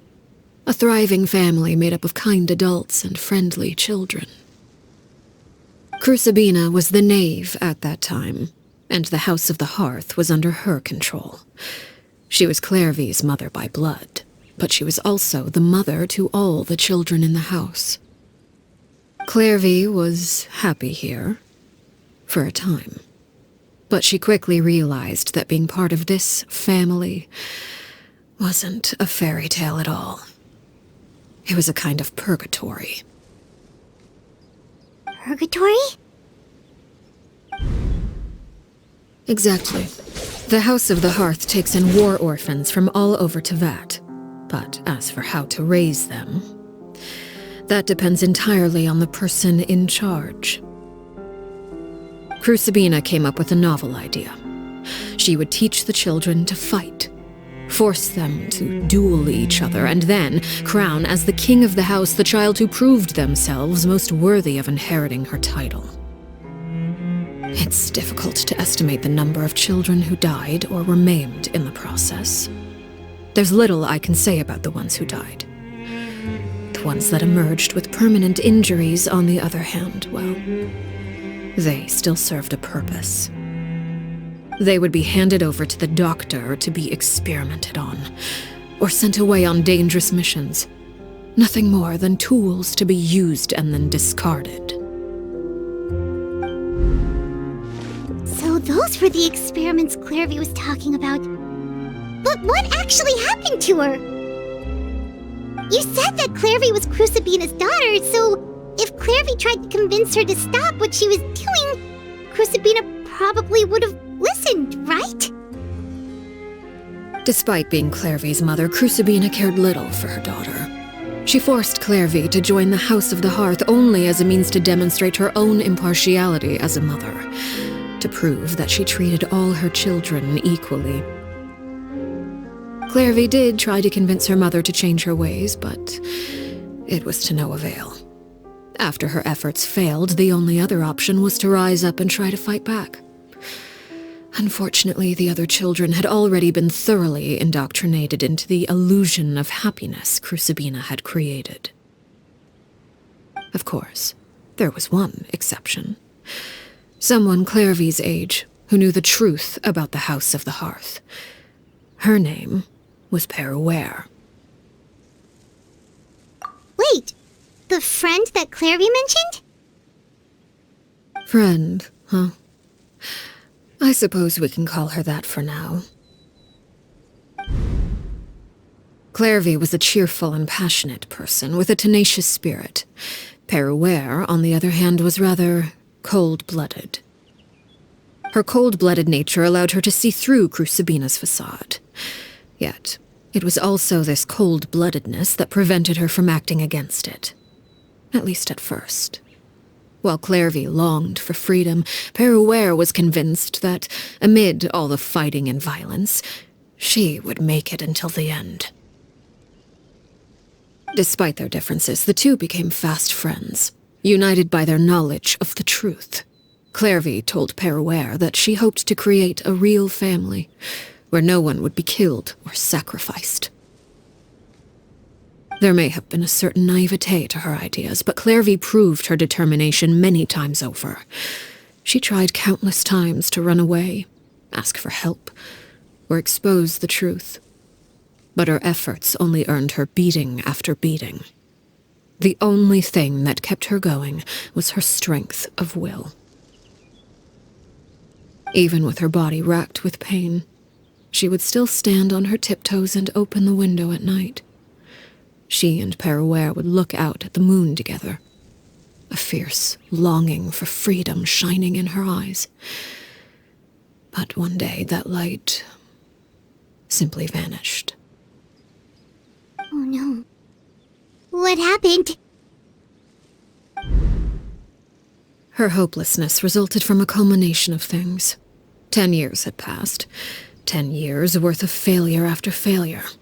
She and Peruere weren't children anymore, but finding any chance to escape still seemed as hopeless as ever. It was during this time that Peruere suggested a new plan. If escaping was out of the question, why not take down the very person sitting on top of this throne of lies? Mother herself. Clairvy rejected that proposal. She claimed that, as a famous harbinger, Crucibina possessed an unimaginable amount of power. Trying to kill her would have an incredibly low chance of success. Clairvy never gave another reason, but Peruere could see it written all over her face. Clairvy still thought of Crucibina as her mother. Killing her own flesh and blood was a line she couldn't bring herself to cross. If she couldn't escape and fight back, then only one option remained. Precisely. Death was the only way that she felt she could be free. It happened during a duel. When she arrived at the dueling ring that day, her partner turned out to be none other than Peruere, the very person that had stood by her side all those years. It was a fierce battle, but ultimately, Clairvy decided to let Peruere end her life. From that moment on, Peruere's journey was one written in flames. When the rain finally came and washed it all away, there she stood, the sole victor in Mother's endless game of slaughter. A trail of corpses strewn across her path to success. It was the very result she had predicted 10 years prior. Even then, she believed she would make it until the end. She wasn't surprised by the fact that she emerged as Mother's undisputed heir. Rather, her success left her with an inexplicable sense of restlessness. She was unsettled. And there was only one thing that could quell that sensation. Perhaps you two would like to take a guess as to what it was? Crucibina, you mean? But... Correct. This is the place where Peruere killed her best friend. A mere year later, this is also the place where she fought tooth and nail to kill the mother they shared. The moment she acted, any conception of what was right or wrong ceased to matter. It's one of the principles of the house. Only those who survive get to write the rules. Peruere won the battle, and became a harbinger herself. After which Her Majesty, the Tsaritsa, bestowed upon her a new name. Arlecchino. So the Perry Clairvy was talking about, it was you all along. You're Perraware. Arlecchino is just a name you got later.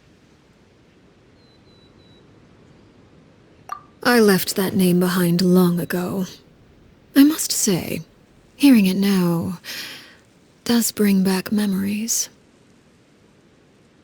After I defeated Crucibina, the moniker of Mother died with her. I chose to forego the title she called herself and even chose to give up my own name. I rebuilt the House of the Hearth under a new identity. Not only as Arlecchino, but as father. And that is where the story ends. Any more questions? Yeah. Based on what you just told us, Clairvy wasn't a little kid when she was killed. So the Clairvy we met, was she really a spirit at all? I suppose you could call her an illusion born of flame. Her existence is like ashes to a fire. Something left over in the wake of blaze and ruin.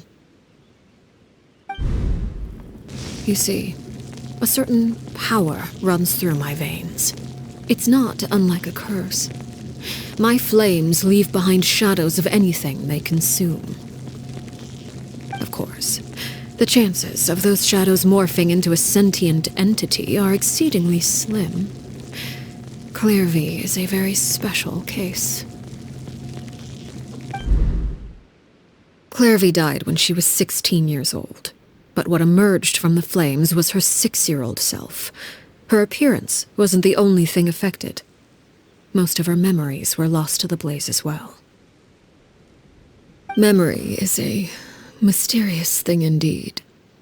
Losing a portion of your memories will alter your sense of self. Lose 10 years' worth, however, and it would be like living in the past. Like returning to a version of yourself that never grew up.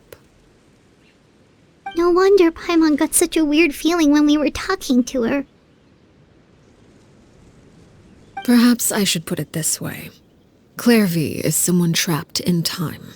It may seem like she exists with us in the present, but she truly lives in the confines of her own past. So if all of that is true, then you must have known about Clairvy for a long time. Indeed. She's a rather volatile and unstable entity. Sometimes she would look after the children. She's even saved some of their lives. But other times, she would hide from me and become obsessed with revealing the truth about the house to anyone who will listen. Shadows don't have the capacity to learn or grow.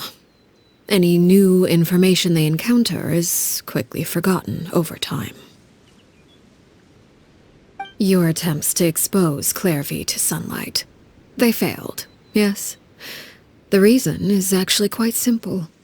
In Clairvy's mind, the house is impossible to escape, and it is this very perception that traps her there. But no matter. All I have to do is kill her again, and all will be resolved.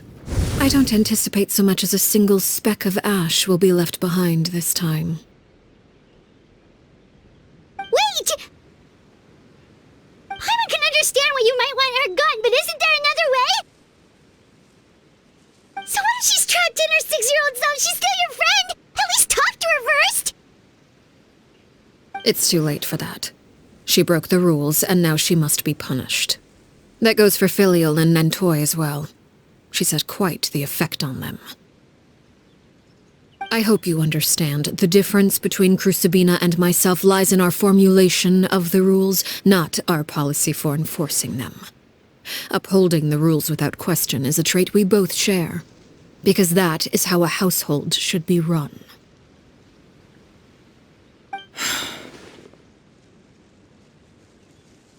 Is this really what you want to do? Whatever could you mean? Don't you want to say a proper goodbye at least?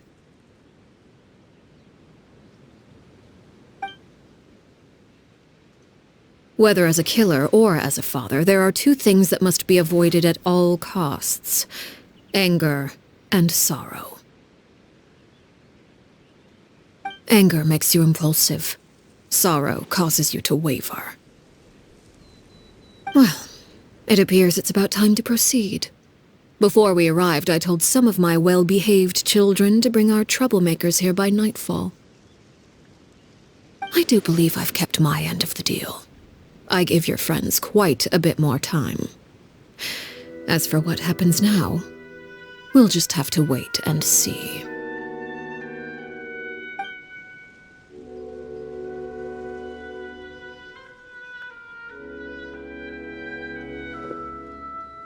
Here they are, Father.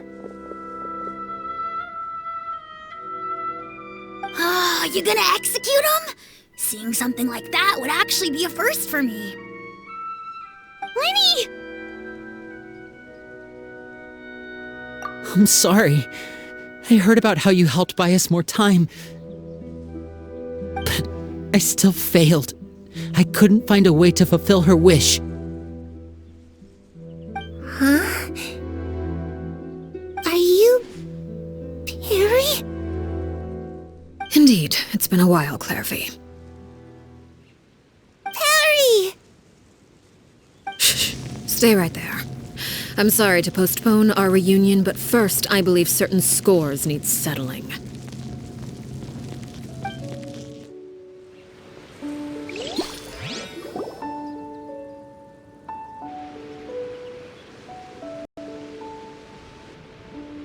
Father, let me explain.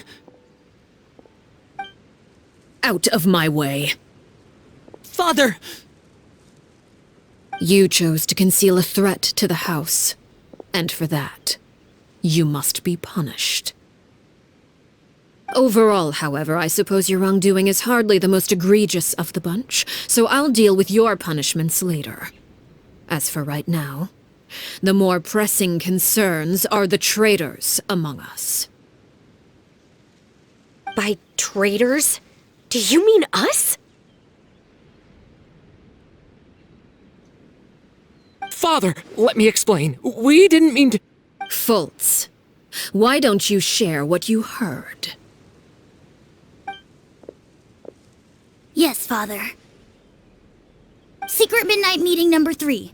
Participants: Filial, Nantoi, Sato, Toddy. Nantoi clearly said, if only Father wasn't the one who took us in. Sato added, I'm sick of this life. I just want to live as a normal person. Filial was the worst of them all. She called us crazies and said a bunch of mean things about Father. I did not! You're lying! Fultz is trying to frame us. It's not like I'm the only one who heard those things. After that, you and Toddy and a bunch of other people started talking about Clairvy. You were using all those things Clairvy brought up as an excuse to question Father. We're birds locked in a cage. The only way out is to destroy it. That's what you said, wasn't it? You little... You just want me gone, don't you? What did I ever do to you, huh? And you, Sheplo, have you forgotten who stood by your sickbed, watched over you, and changed your dressings? Come on, let's hear it then. What's your reason for all this?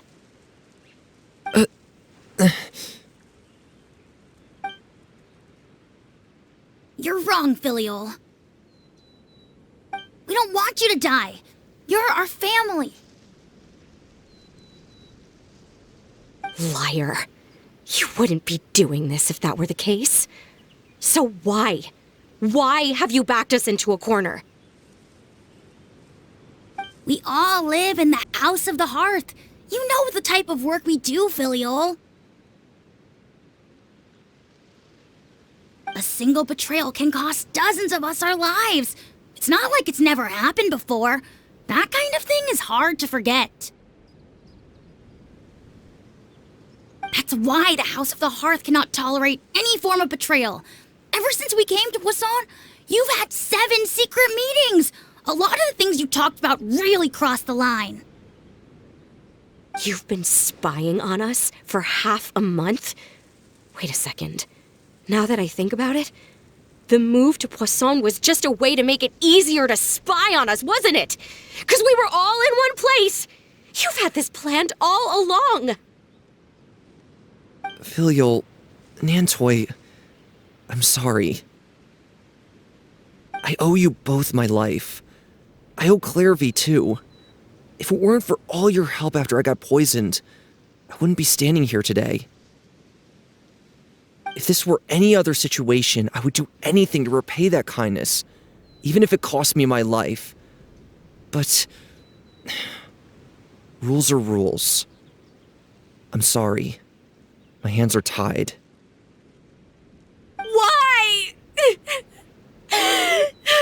Why? That's enough, Filial. We made a mistake, and we should own up to it. We broke the rules, plain and simple. And now we have to face the consequences. I'm sorry, Chapleau. Fultz. I'm sorry, Father.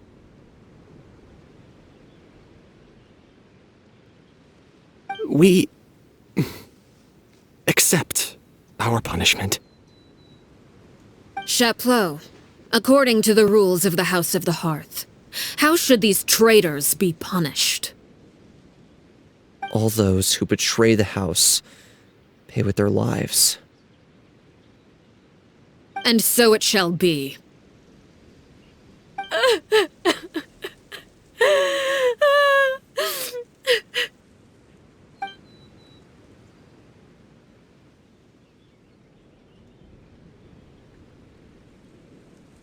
Father, please wait!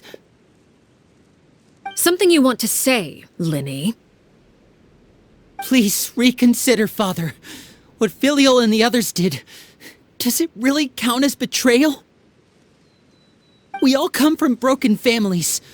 From the very first day we joined the House of the Hearth, we wanted nothing more than to make it a real home. But the truth is, none of us know what a real home should look like. I'm not saying I have all the answers. All I know is this. Killing Filial and the others may uphold the rules, but doing so will only bring us further away from being a real family than we've ever been. So please, Father, please reconsider. I agree with Lyney. Father, please. Lyney, you...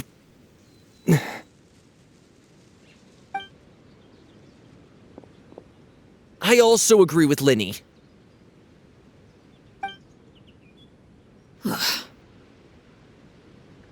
An order once given cannot be rescinded. However, given the extent of your determination, I suppose we shall have to go about this a different way.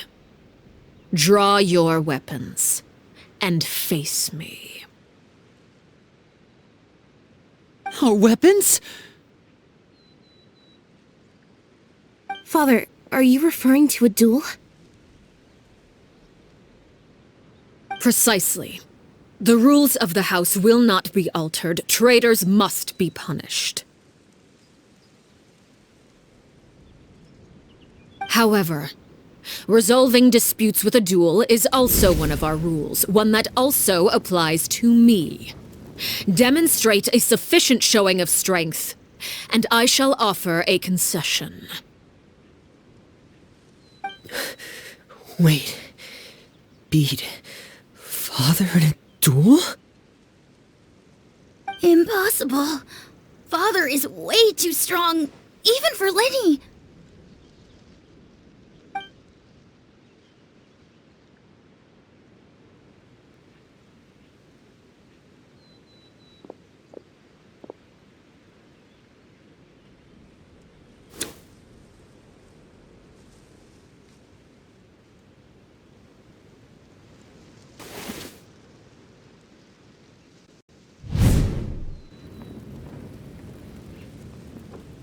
Did you hear that, Traveler? letting the others have to duel the knave. What should we do? Can they really win something like that? If they lose, those people from the house are really gonna be executed. Hey, are you listening?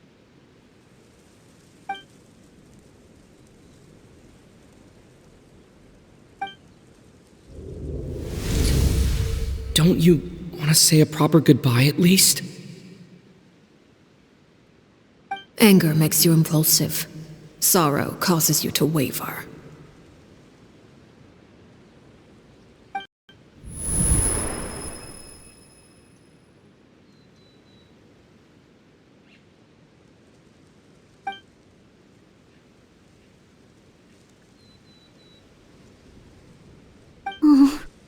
Looking at that expression on her face, she seems really serious about this. Guess that means there's no chance she's throwing the duel on purpose, huh?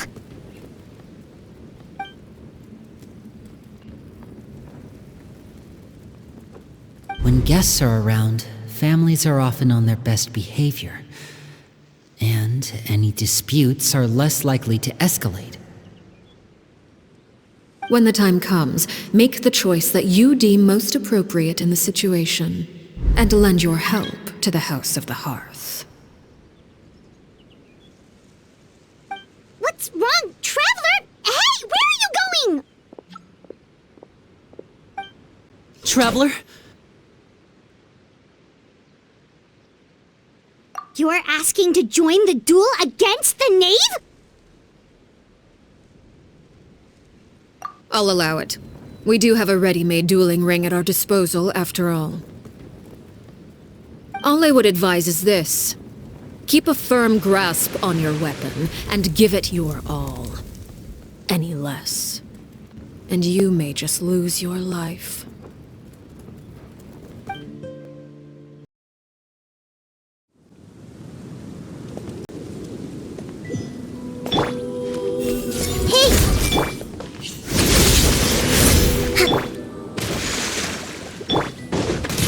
With these rising flames,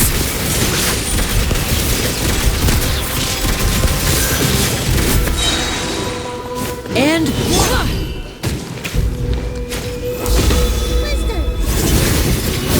everything. move it. Time to testify. Closer now. With these rising flames, Father's even stronger than I expected.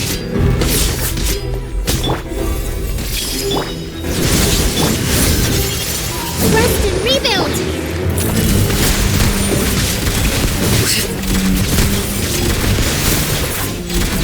with the fall of darkness, destruction shall rise. The I count. really have to draw my blade. Have a taste of Purgatorius.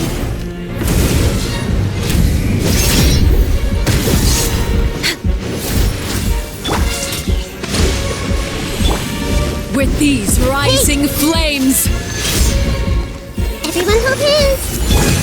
This is watch out for Father's movements! is it my turn?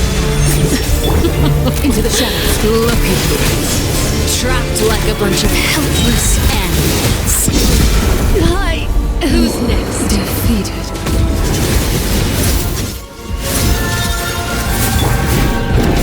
Are you alright?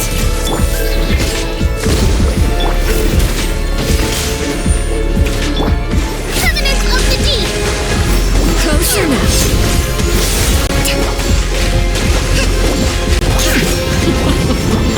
Look at you. Trapped like a bunch of helpless. I have to draw my blade. Then...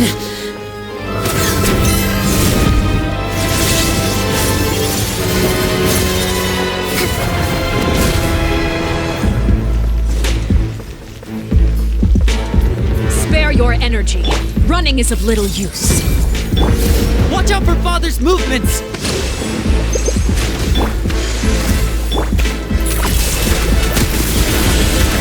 With these rising flames,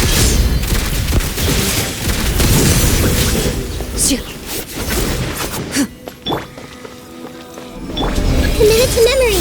Are you alright? not bad. You've proven to be a worthy opponent after all.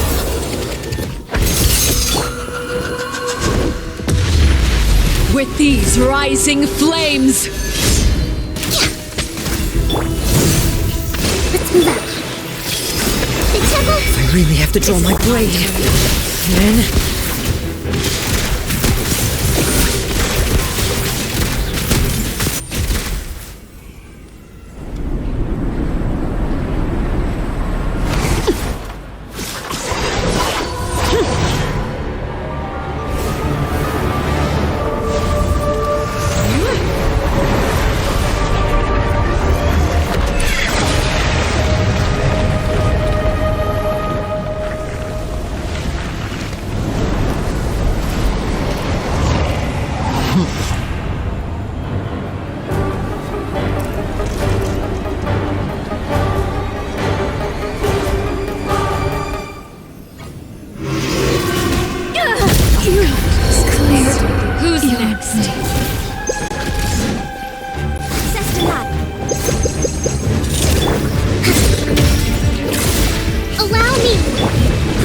Now's our chance!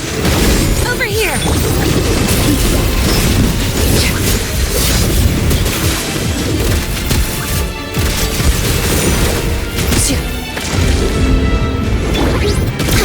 Did I miscalculate? Let's move out. Watch out for Father's movements! Look out!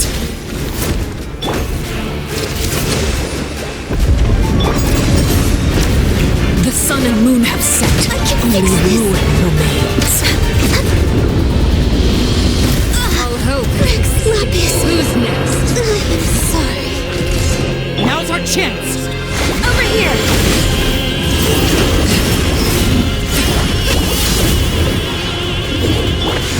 This might hurt a little. Ready. Let's see how strong your resolve truly is. Who's next? Look out! Watch out for Father's movements!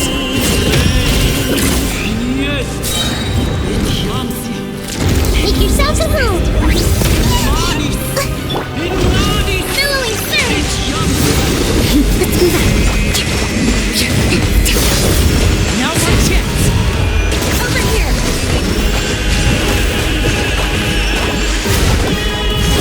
Sometimes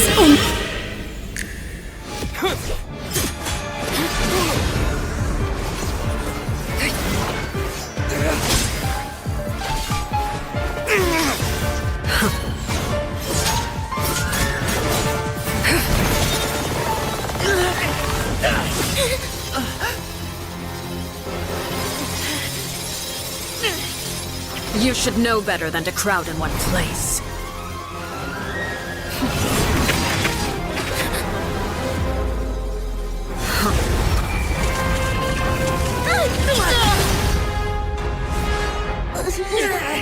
Oh, I know. No! I'm sorry, Father!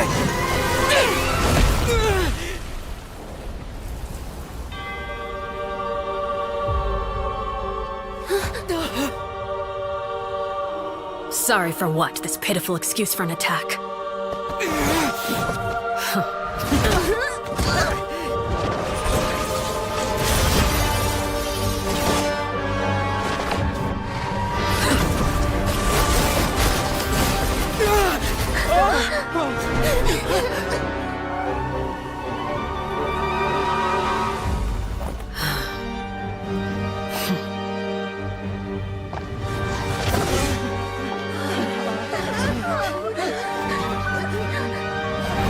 Father, no!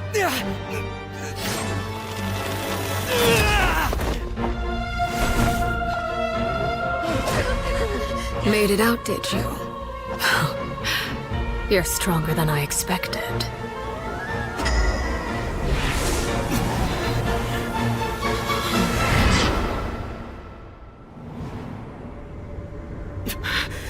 A crimson moon?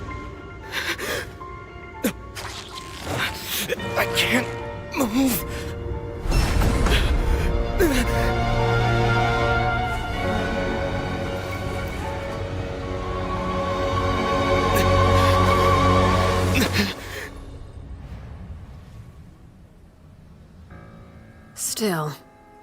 Not strong enough to beat me.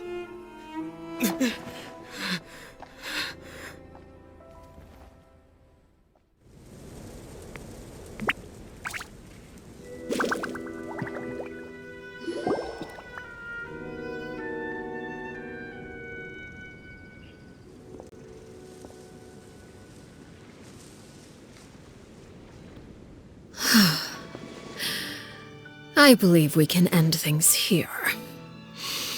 It's not often that we get to enjoy the company of guests, after all. We wouldn't want things to get too out of hand.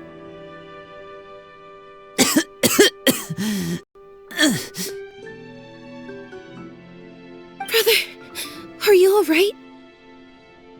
Lyney!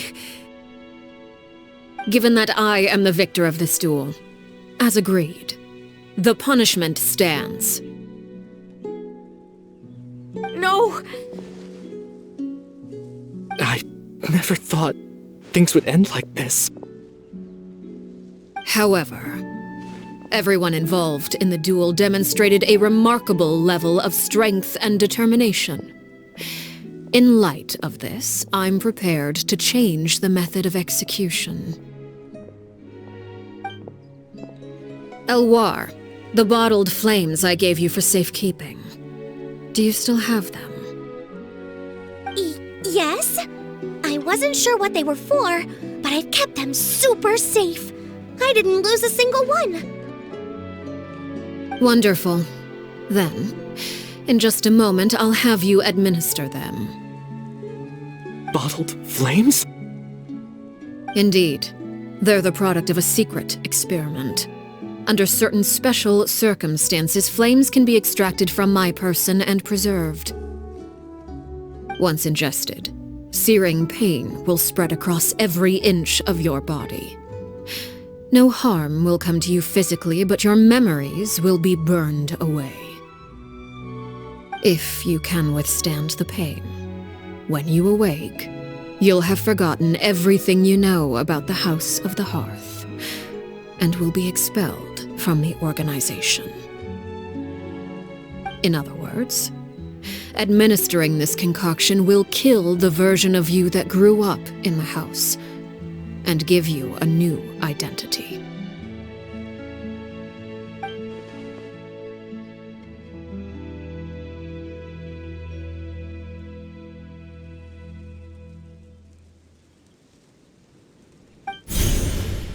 Memory is a mysterious thing indeed. Losing a portion of your memories will alter your sense of self.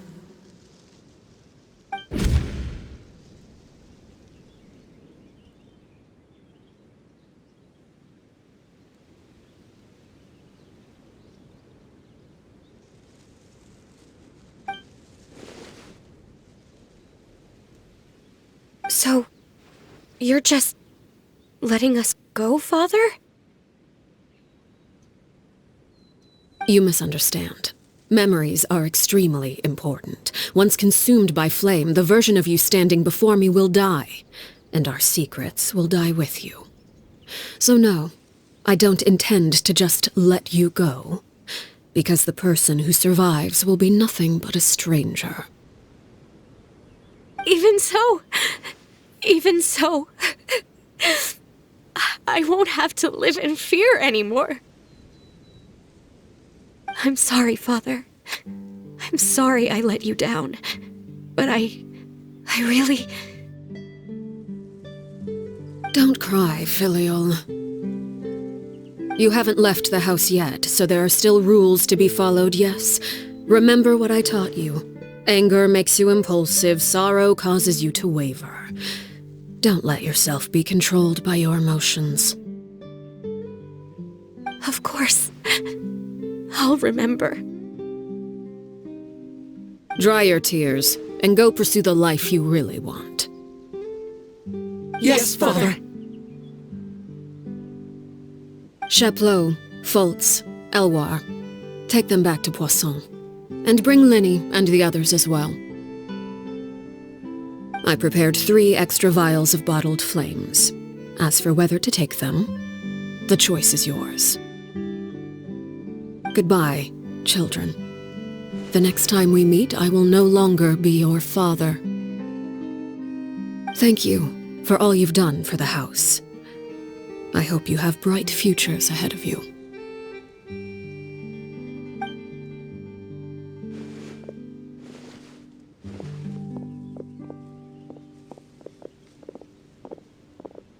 Father.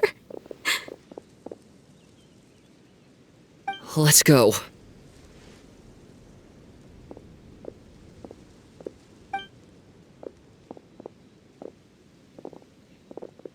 Here, grab my arm, Lyney. I'll help you walk back. Thank you.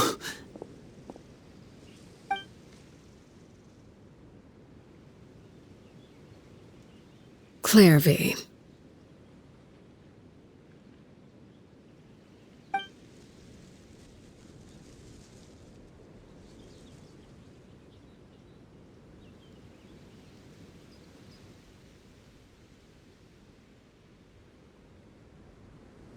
Can we talk now? I've been waiting for a super long time. You really are Perry, aren't you? I haven't seen you in so long.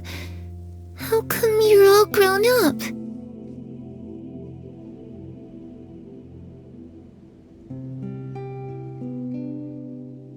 Wait, did I somehow travel to the future on accident? Or am I dreaming? What a long dream! Neither. You died, Clairvy. That's what happened.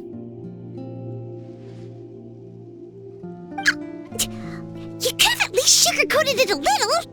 Look, she's so speechless. Oh. Okay then. Huh? That's it? You accepted it just like that?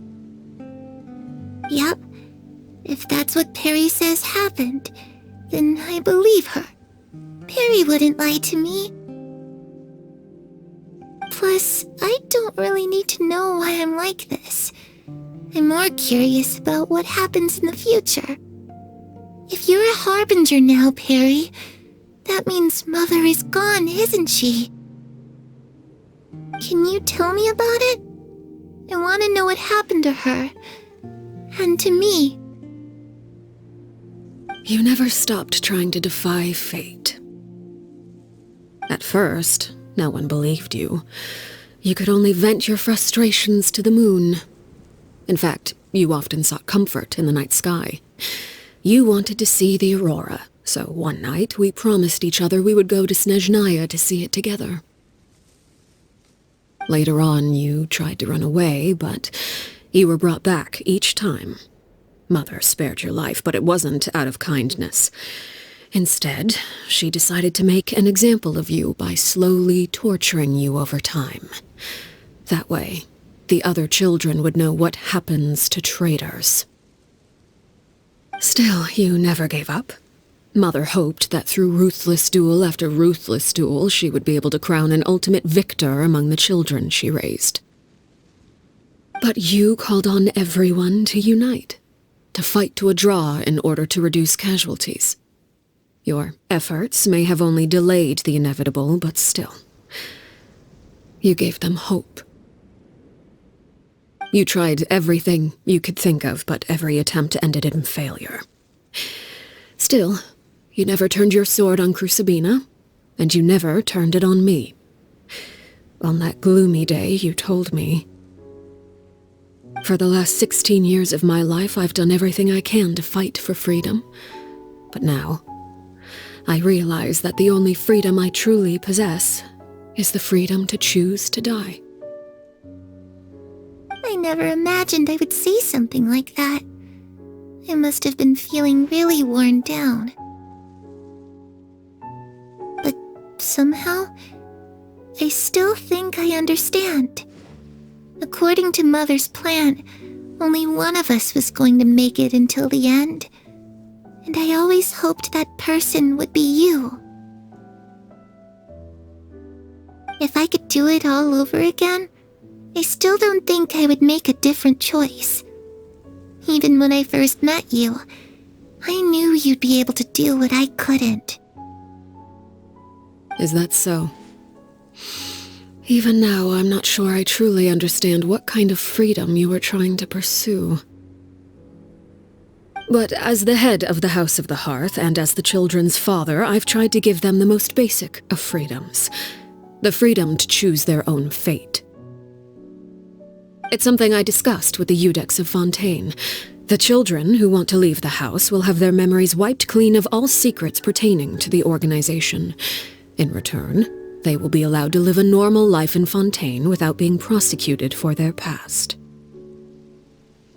Of course, I won't simply hand freedom to them on a silver platter. They have to fight for it and prove themselves worthy of it. Only freedom that is earned has true value.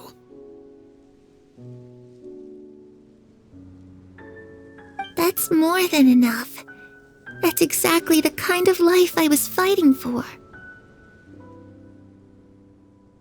You know, Perry, I think you're a pretty amazing king, and a really great father, too.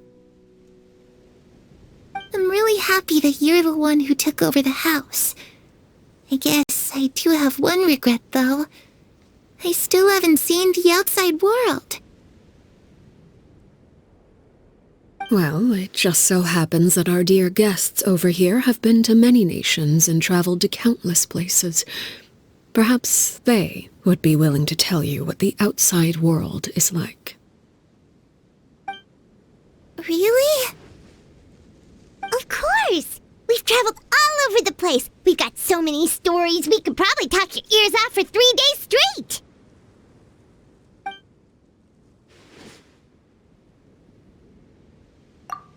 You know, I used to dream of being a bard.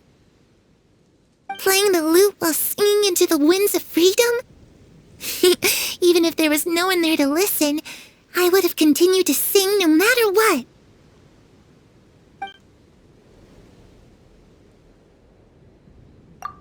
Ah, that's where Mora comes from. I never knew that before. If I had some Mora, I would buy 3 new dresses.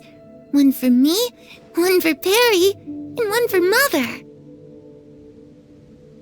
It's just too bad Perry doesn't like wearing dresses. And Mother, she probably wouldn't accept something like that either. I guess I'd just have to keep them all for me then. I could wear a different one every day.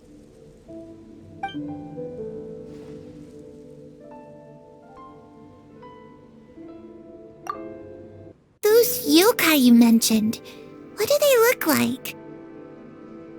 I once saw a drawing of this one guy with horns on his head and a super scary face. Are there any yokai like that? Oh, sounds like you're talking about an Oni. Yep, we've met one, and let Paimon tell you, they're not nearly as scary as they look.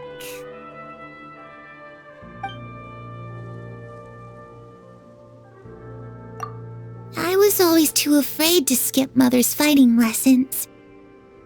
But at the academia, I bet you could do all sorts of secret things in class. Things that have nothing to do with studying. I'm just kidding. Being able to study whatever you want without having to fear for your life actually sounds pretty great.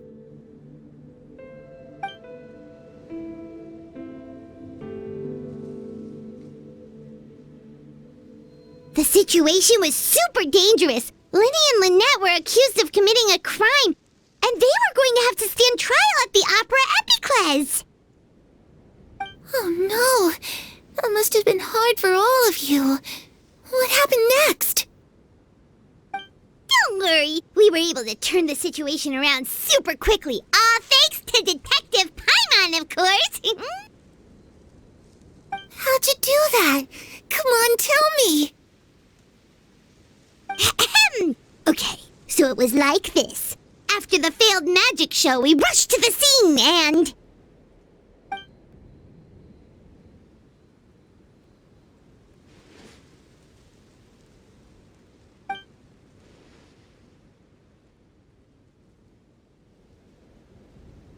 Shadows don't have the capacity to learn or grow.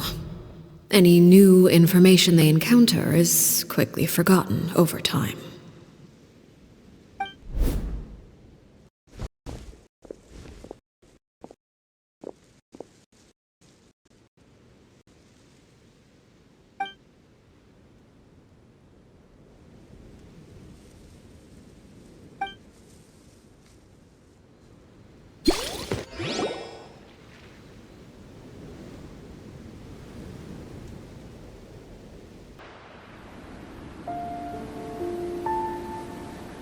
Clairvy, you've worked tirelessly from the shadows to overthrow the House of the Hearth.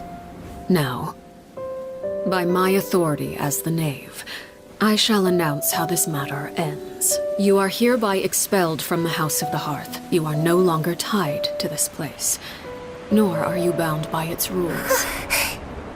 You're saying that I can finally leave? I get to experience the outside world as well? Oh, I almost forgot. There's no getting older for me. Still, seeing who you grew up to be makes me really happy, Parallel. Take care of yourself. Goodbye. May we meet again someday.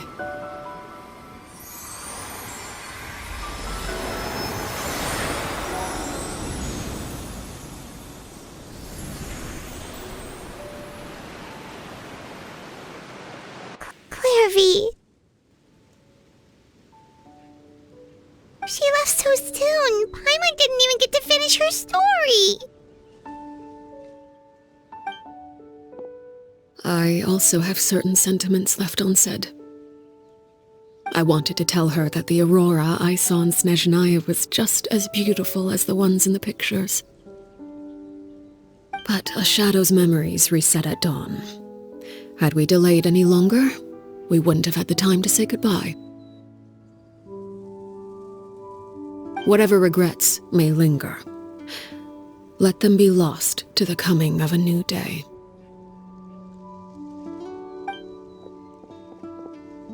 Father? It's Lyney! Hey, Lyney!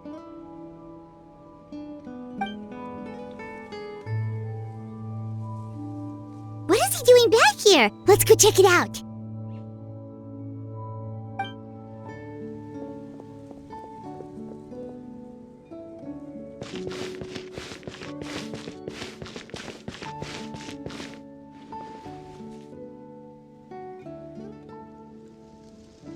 Father, the bottled flames have been administered. Filial and the others have left the house. And you? What have you decided? Thank you for giving us that choice, Father. But we never wanted to leave the house. It's the only home we've ever known. Lynette and Ferminet feel the same way. They're recuperating back at the Hotel Bouffe d'été. But I decided to come back and tell you where we stood. I'm sure you're well aware of the expectations I have for you. I want you to follow in my footsteps and become the next king of the house. Yet you seem to have different ideas. I must admit, I'm rather surprised by your decision to stay. There's nothing wrong with choosing to live a quiet life. Leading this organization is a heavy responsibility, one not so easily carried by someone forced onto the throne. I just never understood what you saw in me. What made you believe I was deserving of that throne? You're brave, talented, and, most importantly, you cherish your family. You would do anything to protect them, even if it costs you your life.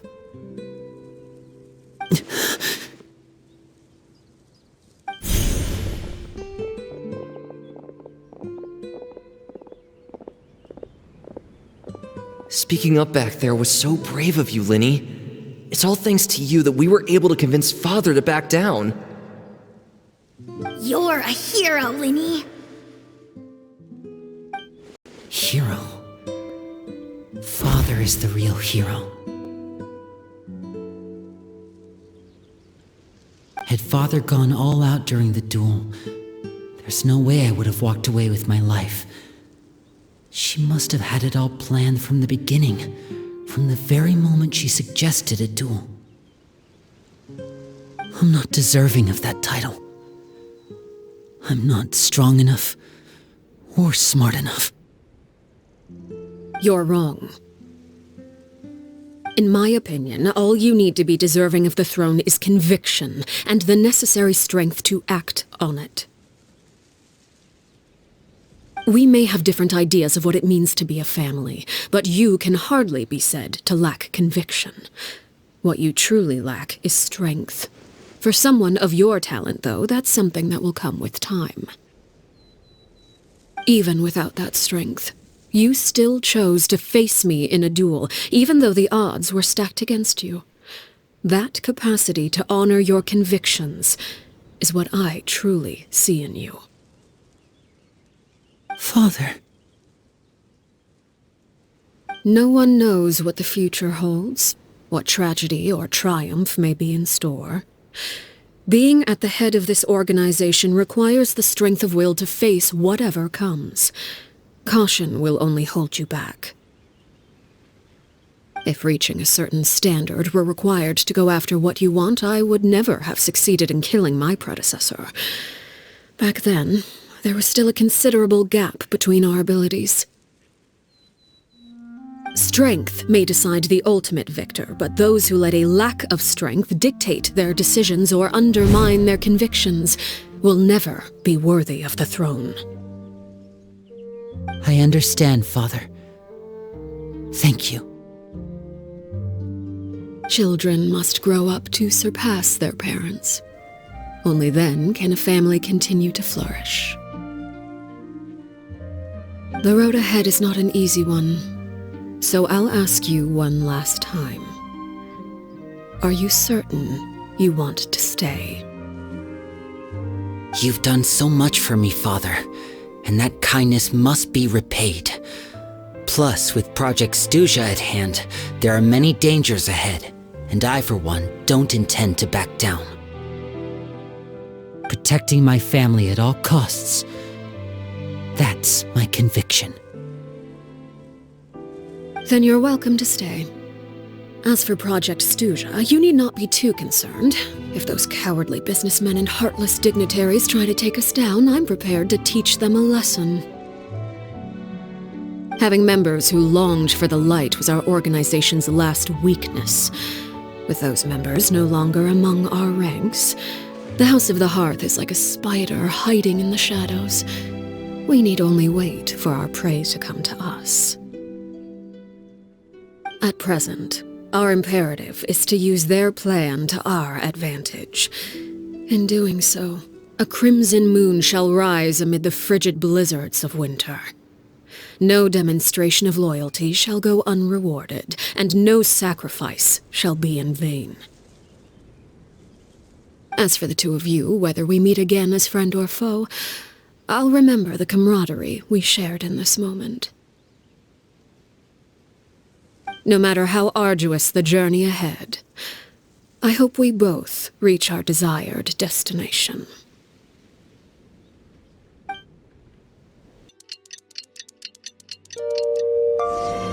Didn't Lyney say that Lynette and Ferminet were recovering at the Hotel Bouffe d'été?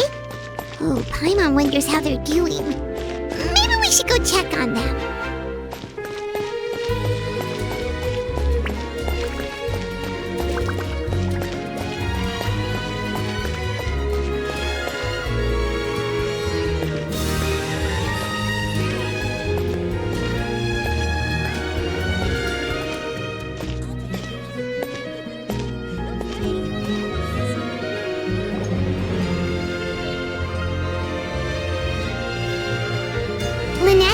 Ferminet, how are you feeling?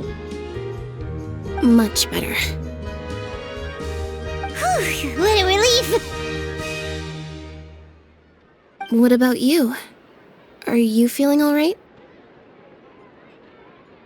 I knew you'd come out unscathed. Us, on the other hand, well, we've been bedridden for 2 days. I couldn't even turn over. Oh, and I wanted to ask, is Clairvy gone? Lyney and the other members have left Poisson and returned to the House of the Hearth. According to him, there haven't been any more sightings of a spirit roaming the house. I see. I'm glad. Father came to check up on us 2 days ago and told us about what happened with Crusabina and Clairvy. Actually, I've met Crusabina before. Wait, what? You've met the former knave? Crusabina died a year after Clairvy.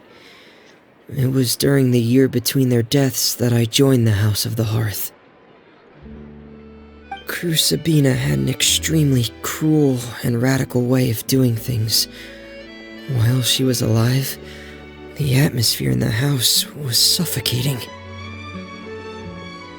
When I joined, though, the experiment she valued so much had already come to an end, and all the people involved, dead and injured alike, were gone. Crusabina never talked about the past with us newcomers. A couple of months after I joined, Father killed Crusabina and burned all her files. With that, the names of all the people subjected to her experiments, Clairvy included, were lost to the flames, along with the painful memories they represented.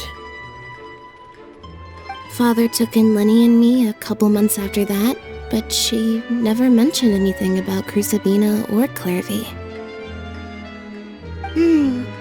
It really seems like something she was planning to keep to herself.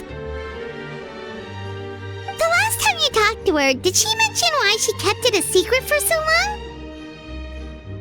She said she didn't want us to be affected by the darkness of the past. She was worried we'd develop a false sense of gratitude towards her if we knew about it. The foundation of a family should be free of any corrupting influence. Whatever happened in the past, it has nothing to do with who we are now. And that's what Father told us in the end. But I still thanked her for everything. It was only after hearing about what Crusabina did that I finally realized how insignificant our lives could have been. The members of the house meant nothing to her. To say that she valued them in any way, even just as a tool, would probably be giving her too much credit. If Father hadn't taken over the House of the Hearth, I probably would have already... Father rarely brings up the fact that she saved us. She doesn't believe that being indebted to her should be what ties us together. But even if we didn't owe her anything, we would still choose to stay. Because this is our home. We may have arguments or times when we feel wronged. Some people may even choose to leave. But as long as Father is here, we will always have a home. Whether the path before us is bathed in sunlight or shrouded in shadow, we'll follow Father wherever she chooses to go. So I wanted to say thank you for helping us make it through this crisis. Without your help, we could have lost a lot more along the way. Oh, we didn't do anything, really. Of course. You're welcome anytime. Are Filial and Nantoy okay? I actually saw them at a cafe this morning. They didn't recognize me. From what I could tell, they were drinking coffee and talking about one of the operas that started running recently. They seemed happy, If I had to take a guess, I would say they finally found the kind of life they always wished for.